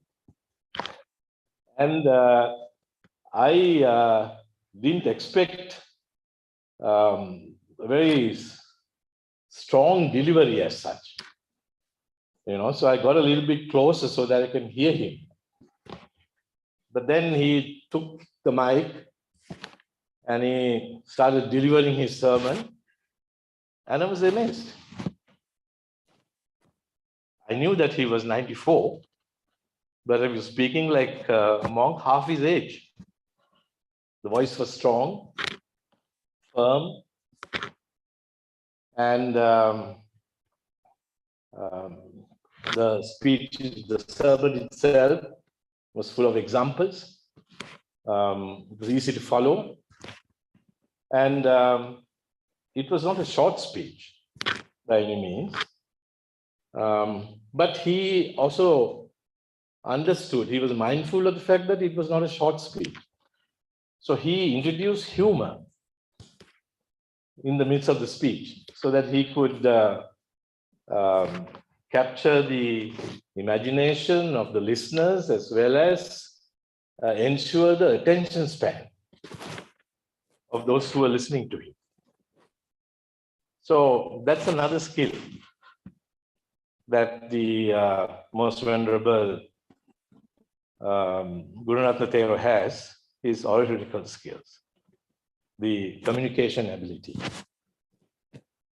So I'm actually very fortunate to have been able to be here as the ambassador.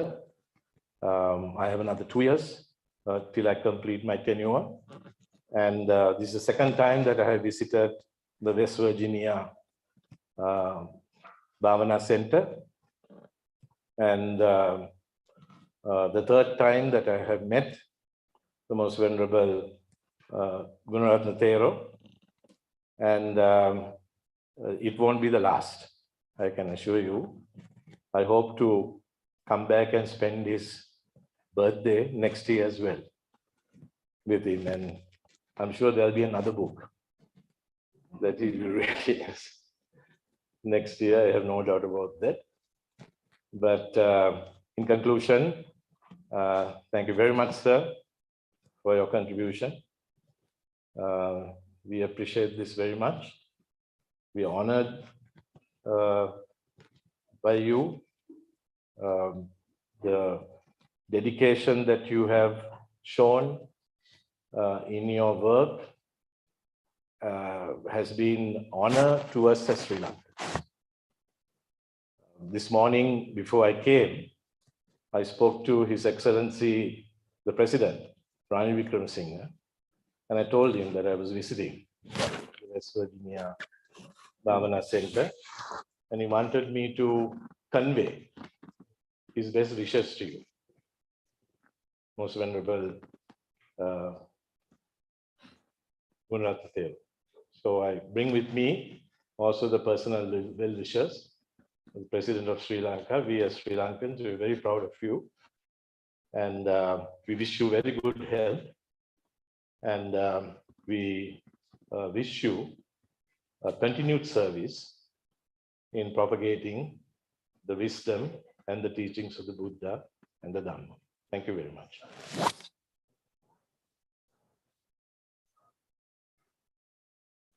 Thank you very much, the Ambassador, Mr. Mahinda Samarasinghe. So, as we discuss in here, Bhante had been teaching in many universities around the world, except Sri Lanka. And also, he knows around the world except Sri Lankans.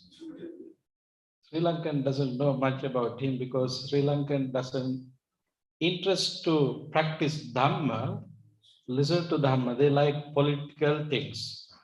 They know very well political parts, unfortunately. But luckily, I was able to contact some medias in Sri Lanka today. All Sri Lankan newspaper had been publishing an article about Bhante Ji, as well as the Sri Lankan government promised to us to issue a new stamp with Bhante Ji's picture. Hopefully, in January, I may be able to finish that. So these things are, I think this is my obligations to introduce him to Sri Lanka. That's why I'm doing these things. Otherwise, Sri Lankans might not know about him. After death, they might start to talk. That is not the way how we should do. That's why I'm trying. Even today, we invited you to come to join with us, especially because we want to give this message to Sri Lankans. Because Sri Lankans thinks they are the Theravada center, but they don't know who are carrying this message to world. They think that political leaders and political monks are the monks who are leading this sasana. It's completely wrong. Bhante Ji's Mindfulness in Plain English, the bestseller book, had been published into 32 languages. In the United States, there are almost 5 million copies they published. So this is the way how Sri Lanka became a center of Theravada. Sri Lanka became Theravada center like these monks, not the monks always that you can see in the TV and the YouTubes with the protest and things. So But anyway, now it is something that I want to share with the Sri Lankan. I think most of Sri Lankans also here, but this is the truth. I have to tell it. It's my obligation. So now it is time to listen to Bhante. You all are here. Most of you all are here. And some of others are connected with us from UK and other European countries to listen to Bhante, not us. Even though he's 95 years, if he ready to give a talk through the Zoom, every Saturday, Sunday, there are people are waiting. Just in case if we are not able to do that class, many phone calls are coming to my cell phone and the office land. What is happening? Where is Banteji today? You don't have the Zoom class. They are waiting to listen to him. They are waiting a week to listen to him. That much interest is there. If we publish something in the YouTube, within 24 hours, we can see more than 1,000 people ready to watch his, listen to his talks. That much crowd is there around the world to see, to listen to true Dhamma. That's the secret.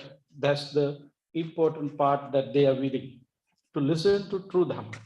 So therefore, all these things that we have to keep in our mind to understand who is Bhanteji is.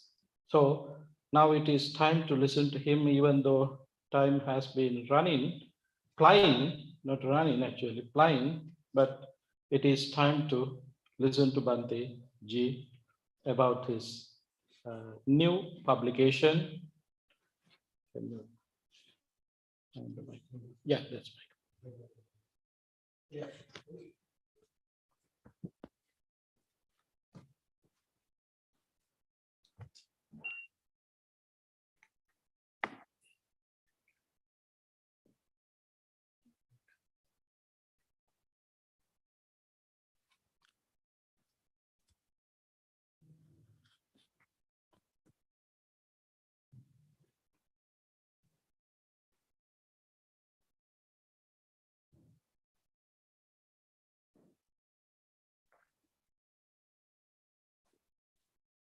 Dear Venerable monks, Your Excellency, the Ambassador,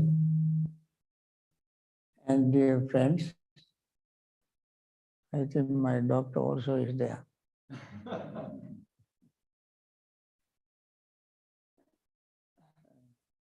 Actually, there isn't much to talk about now.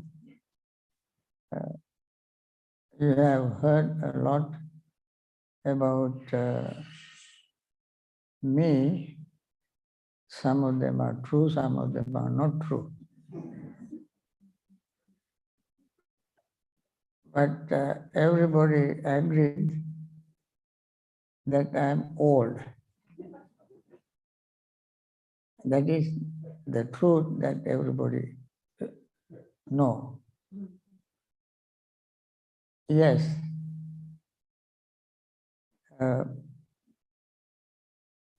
That is, this book talks about impermanence.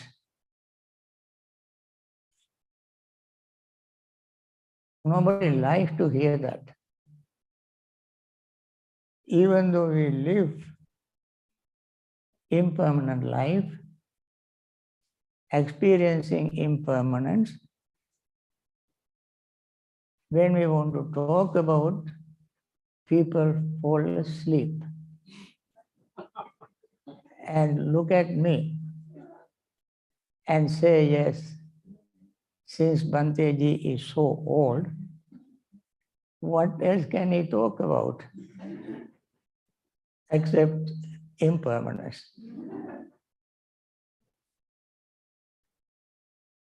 Friends, what else should I talk about? Don't you think we are not impermanent? We are impermanent. None of us is born like this. Now look at you.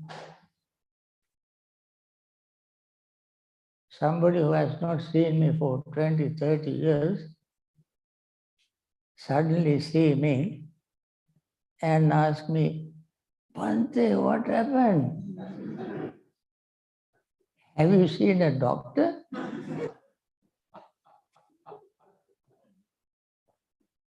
I don't ask that person what happened to him. I didn't ask him, have you seen a doctor? If we honestly, introspectively look at ourselves honestly, this is what is happening every fraction of a second in our life. Every time we breathe, every moment we breathe, we take oxygen into our lungs to charge hemoglobins, red blood cells depleted of oxygen.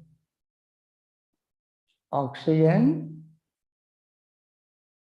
always is consumed inside our body. And then that blood depleted of oxygen return to the heart pumps to lungs, and when we breathe, we charge these red blood cells with oxygen. And that goes around the body again, and then it comes back again and again and again and again, never stops. This body is always working, functioning, doing something or other all the time. All the time. They are very busy. Every organ in our body is very busy. They don't take vacation. If our heart takes vacation, we are finished, kaput. If our brain takes vacation, finished. Lungs take vacation, finished. They have to work day and night, constantly, continuously, consistently. They must, every cell, 56 trillion cells. My doctor will tell me better, and those who know particle physics, chemistry, biology, tell me better. But in my common sense tells me that our body is always working. Why we have to breathe again and again and again? Because the breath is impermanent. If it is permanent, we have to breathe only once. It doesn't happen. And therefore, we are always in a state of flux.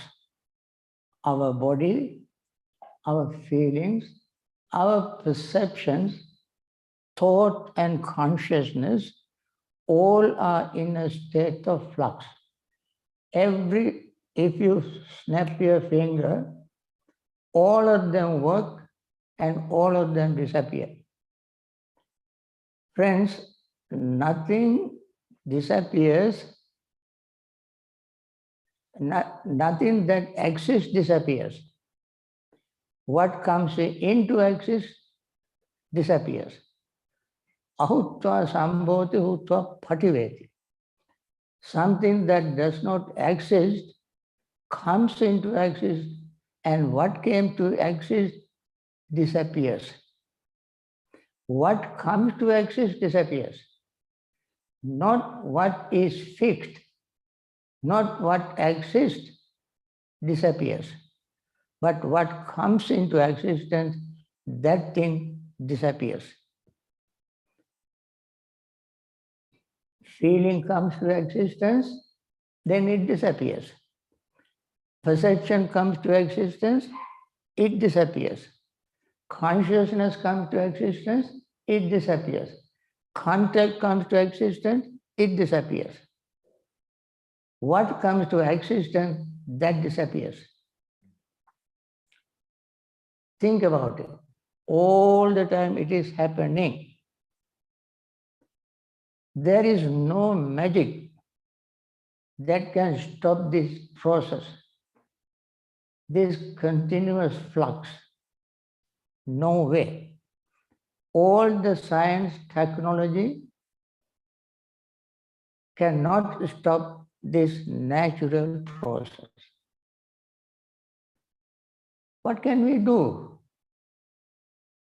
We have to accept it. Once we accept it, we can go along with it easily. Once we reject, try to reject, we are in conflict. We are in conflict. Conflict always causes pain, suffering. Accepting, you can go along with it. Rejecting, we always have friction. That is why we suffer. Friends, physical change is one thing, but mental change is another.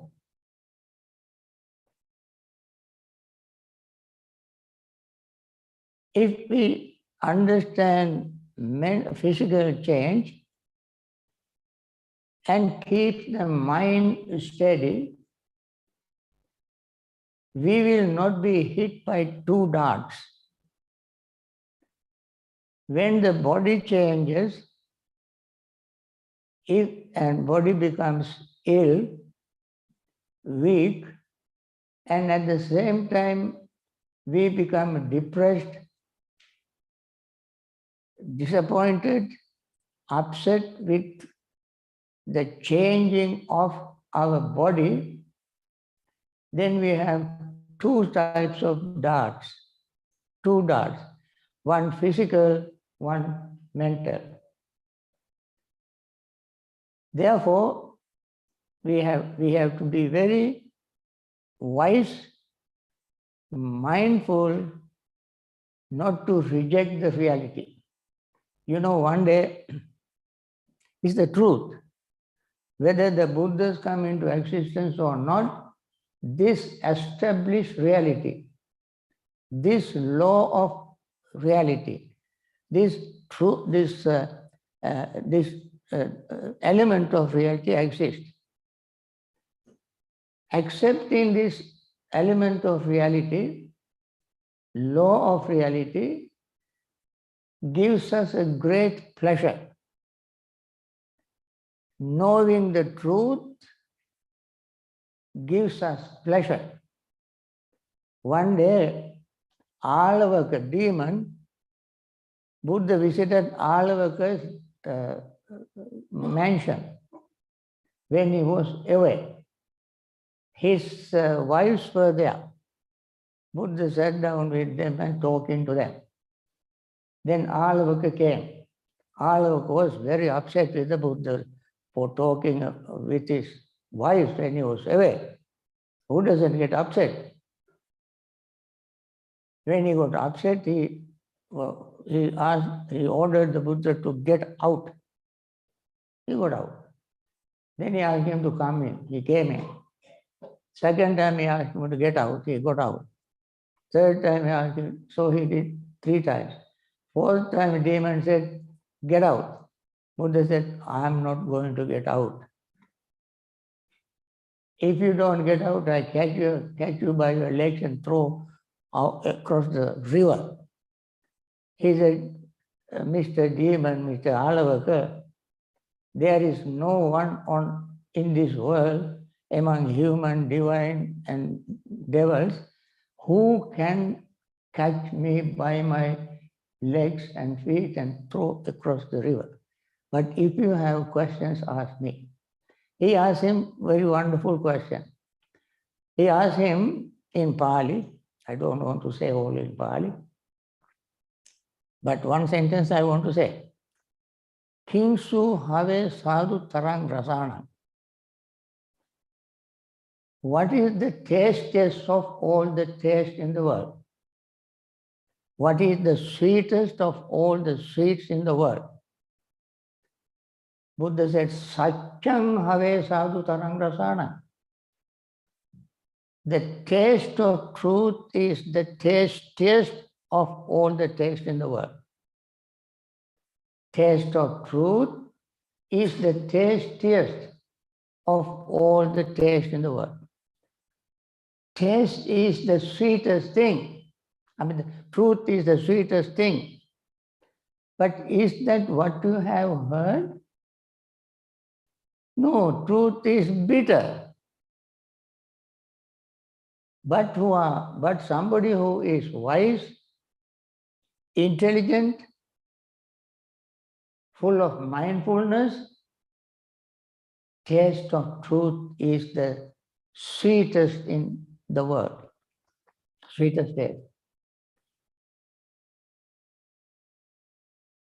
Because the truth doesn't have alternative. Truth doesn't have alternative. Lies have a lot of alternatives. And therefore, once you hit the truth, you will be delighted. So, one day, you may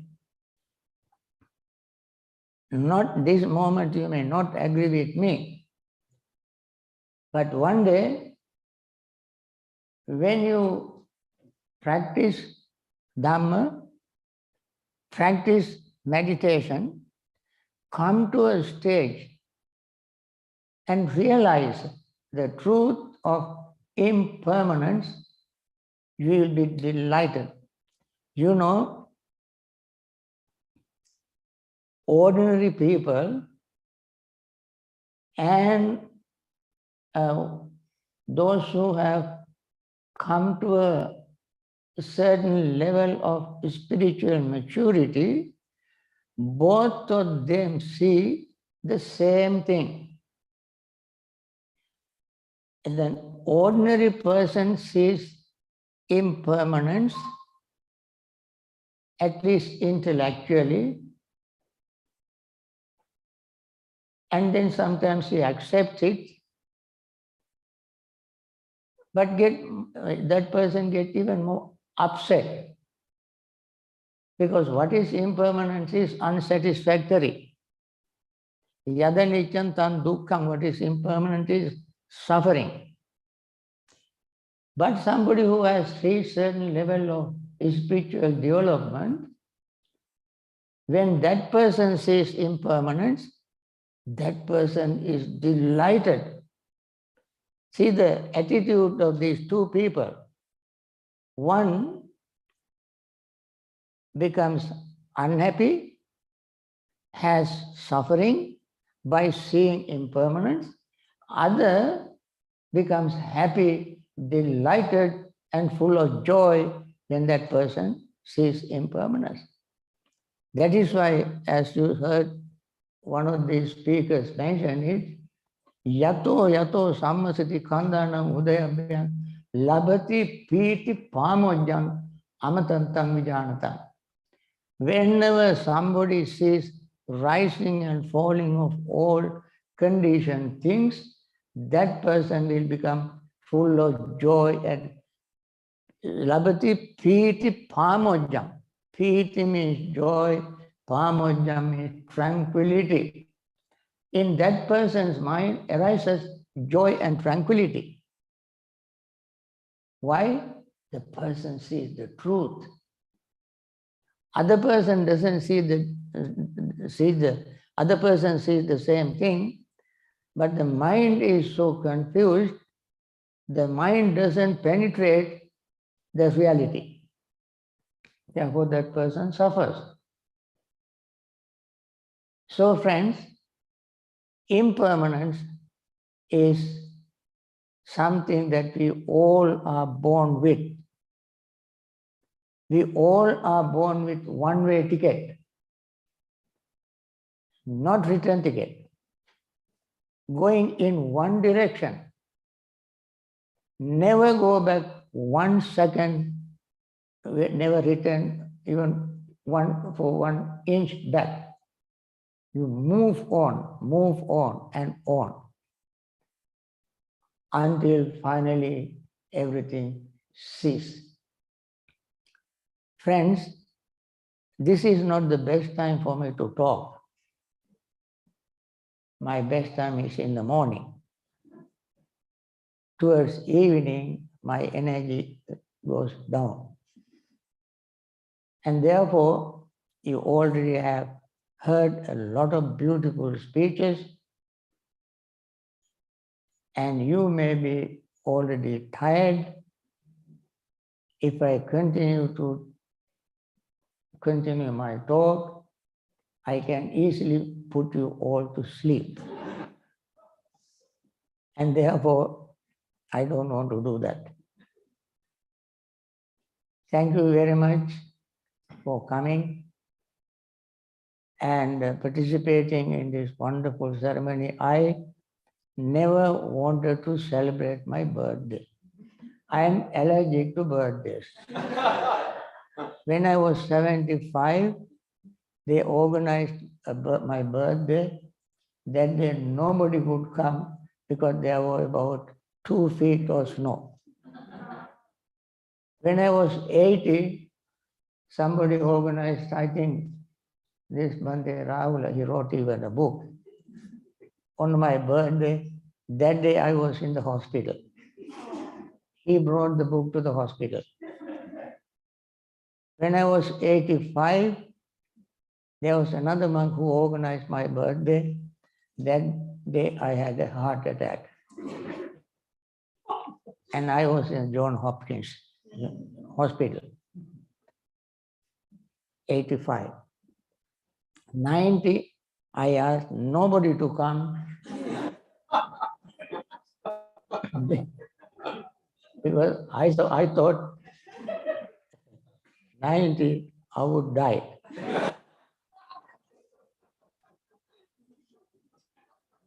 So nobody came.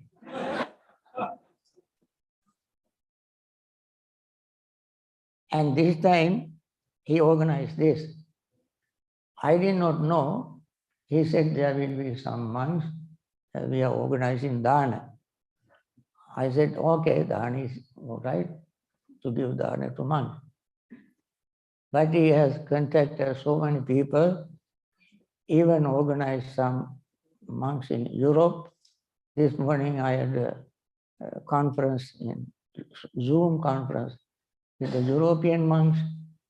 So he made it a big issue of my birthday, which I never want to celebrate. But I'm not strong enough to fight. Therefore, I let it happen. And he said, no, this is going to launch my book. I said, it's okay. This book's launching, and you all came. I hope you enjoyed the book. And I must say, in short, thank you very much for coming and helping us to organize all these things. And I wish you all peace, happiness, solace and comfort, and good health, and live long. Don't wish me good long life.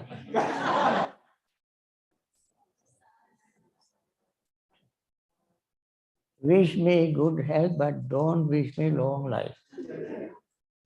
I have lived long enough to suffer. I don't want to live long.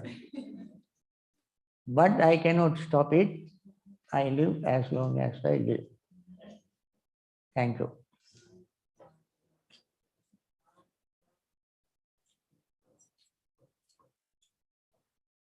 This is not a group, this is not a birthday celebration.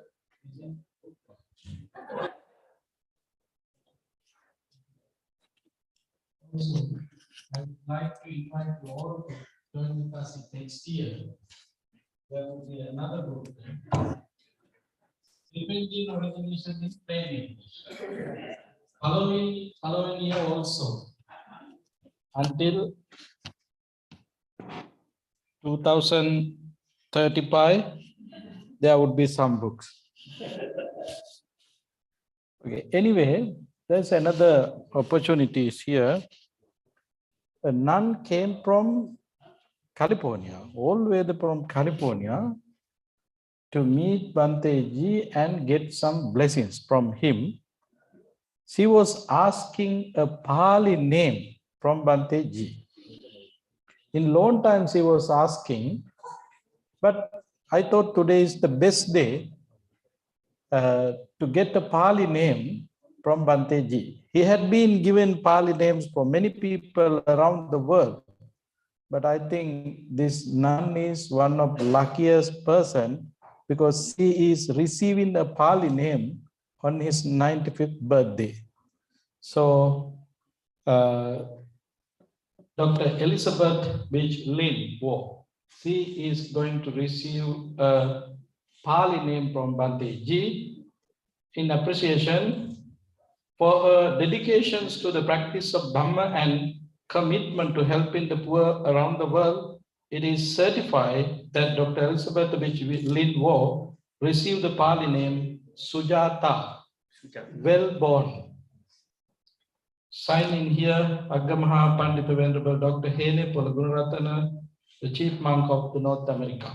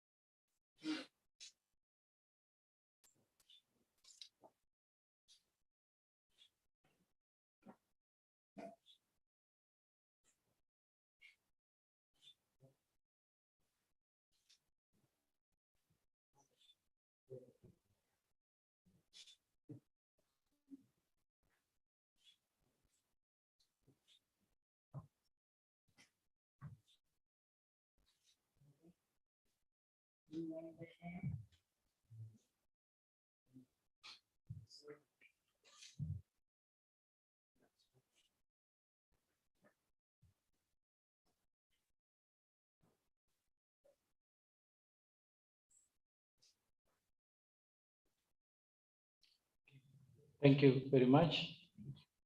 So,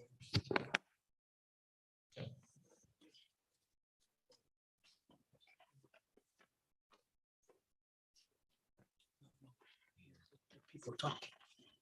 It will drop. okay, now it is time to adjourn the meeting. So there is a last item, word of thanks. I would like to invite our board member, Michael Shamovich, to take this opportunity to thank all our participants, monks, and all other friends.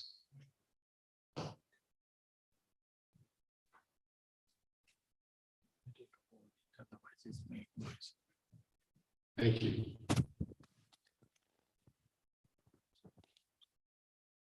I expected to make about a 20-minute speech, knowing that this was going to be the end of the program.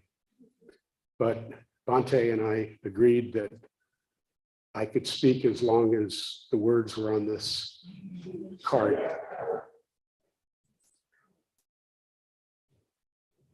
Distinguished guests, Bhante Ji, venerable monastics, friends and guests, I want to, before I say goodbye, I want to just thank Bhante Ji for educating me about impermanence. First thing I do when I get home tonight is to tell my wife that my weight gain is impermanent.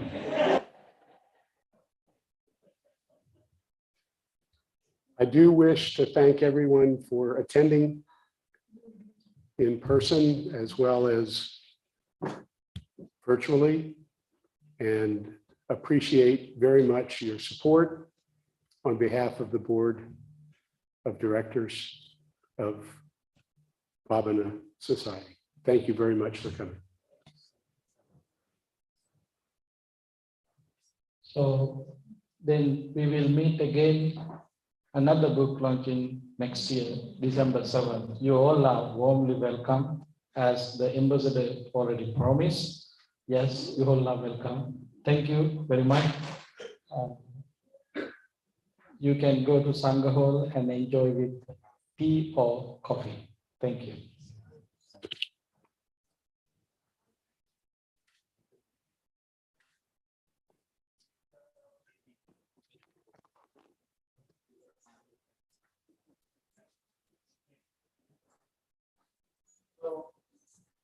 I would like to invite you all to wait another 2 minutes.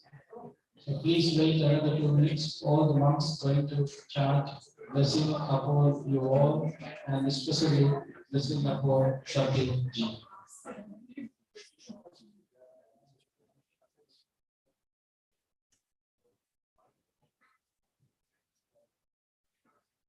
Sabbi diyo divajantu sabbarogo vinasatu mate bhavatvantarayo sukiriko bhava bhavatu sabba mangalam rakhantu sabba devata sabba buddhanubhavena sada sutti bhavantu te.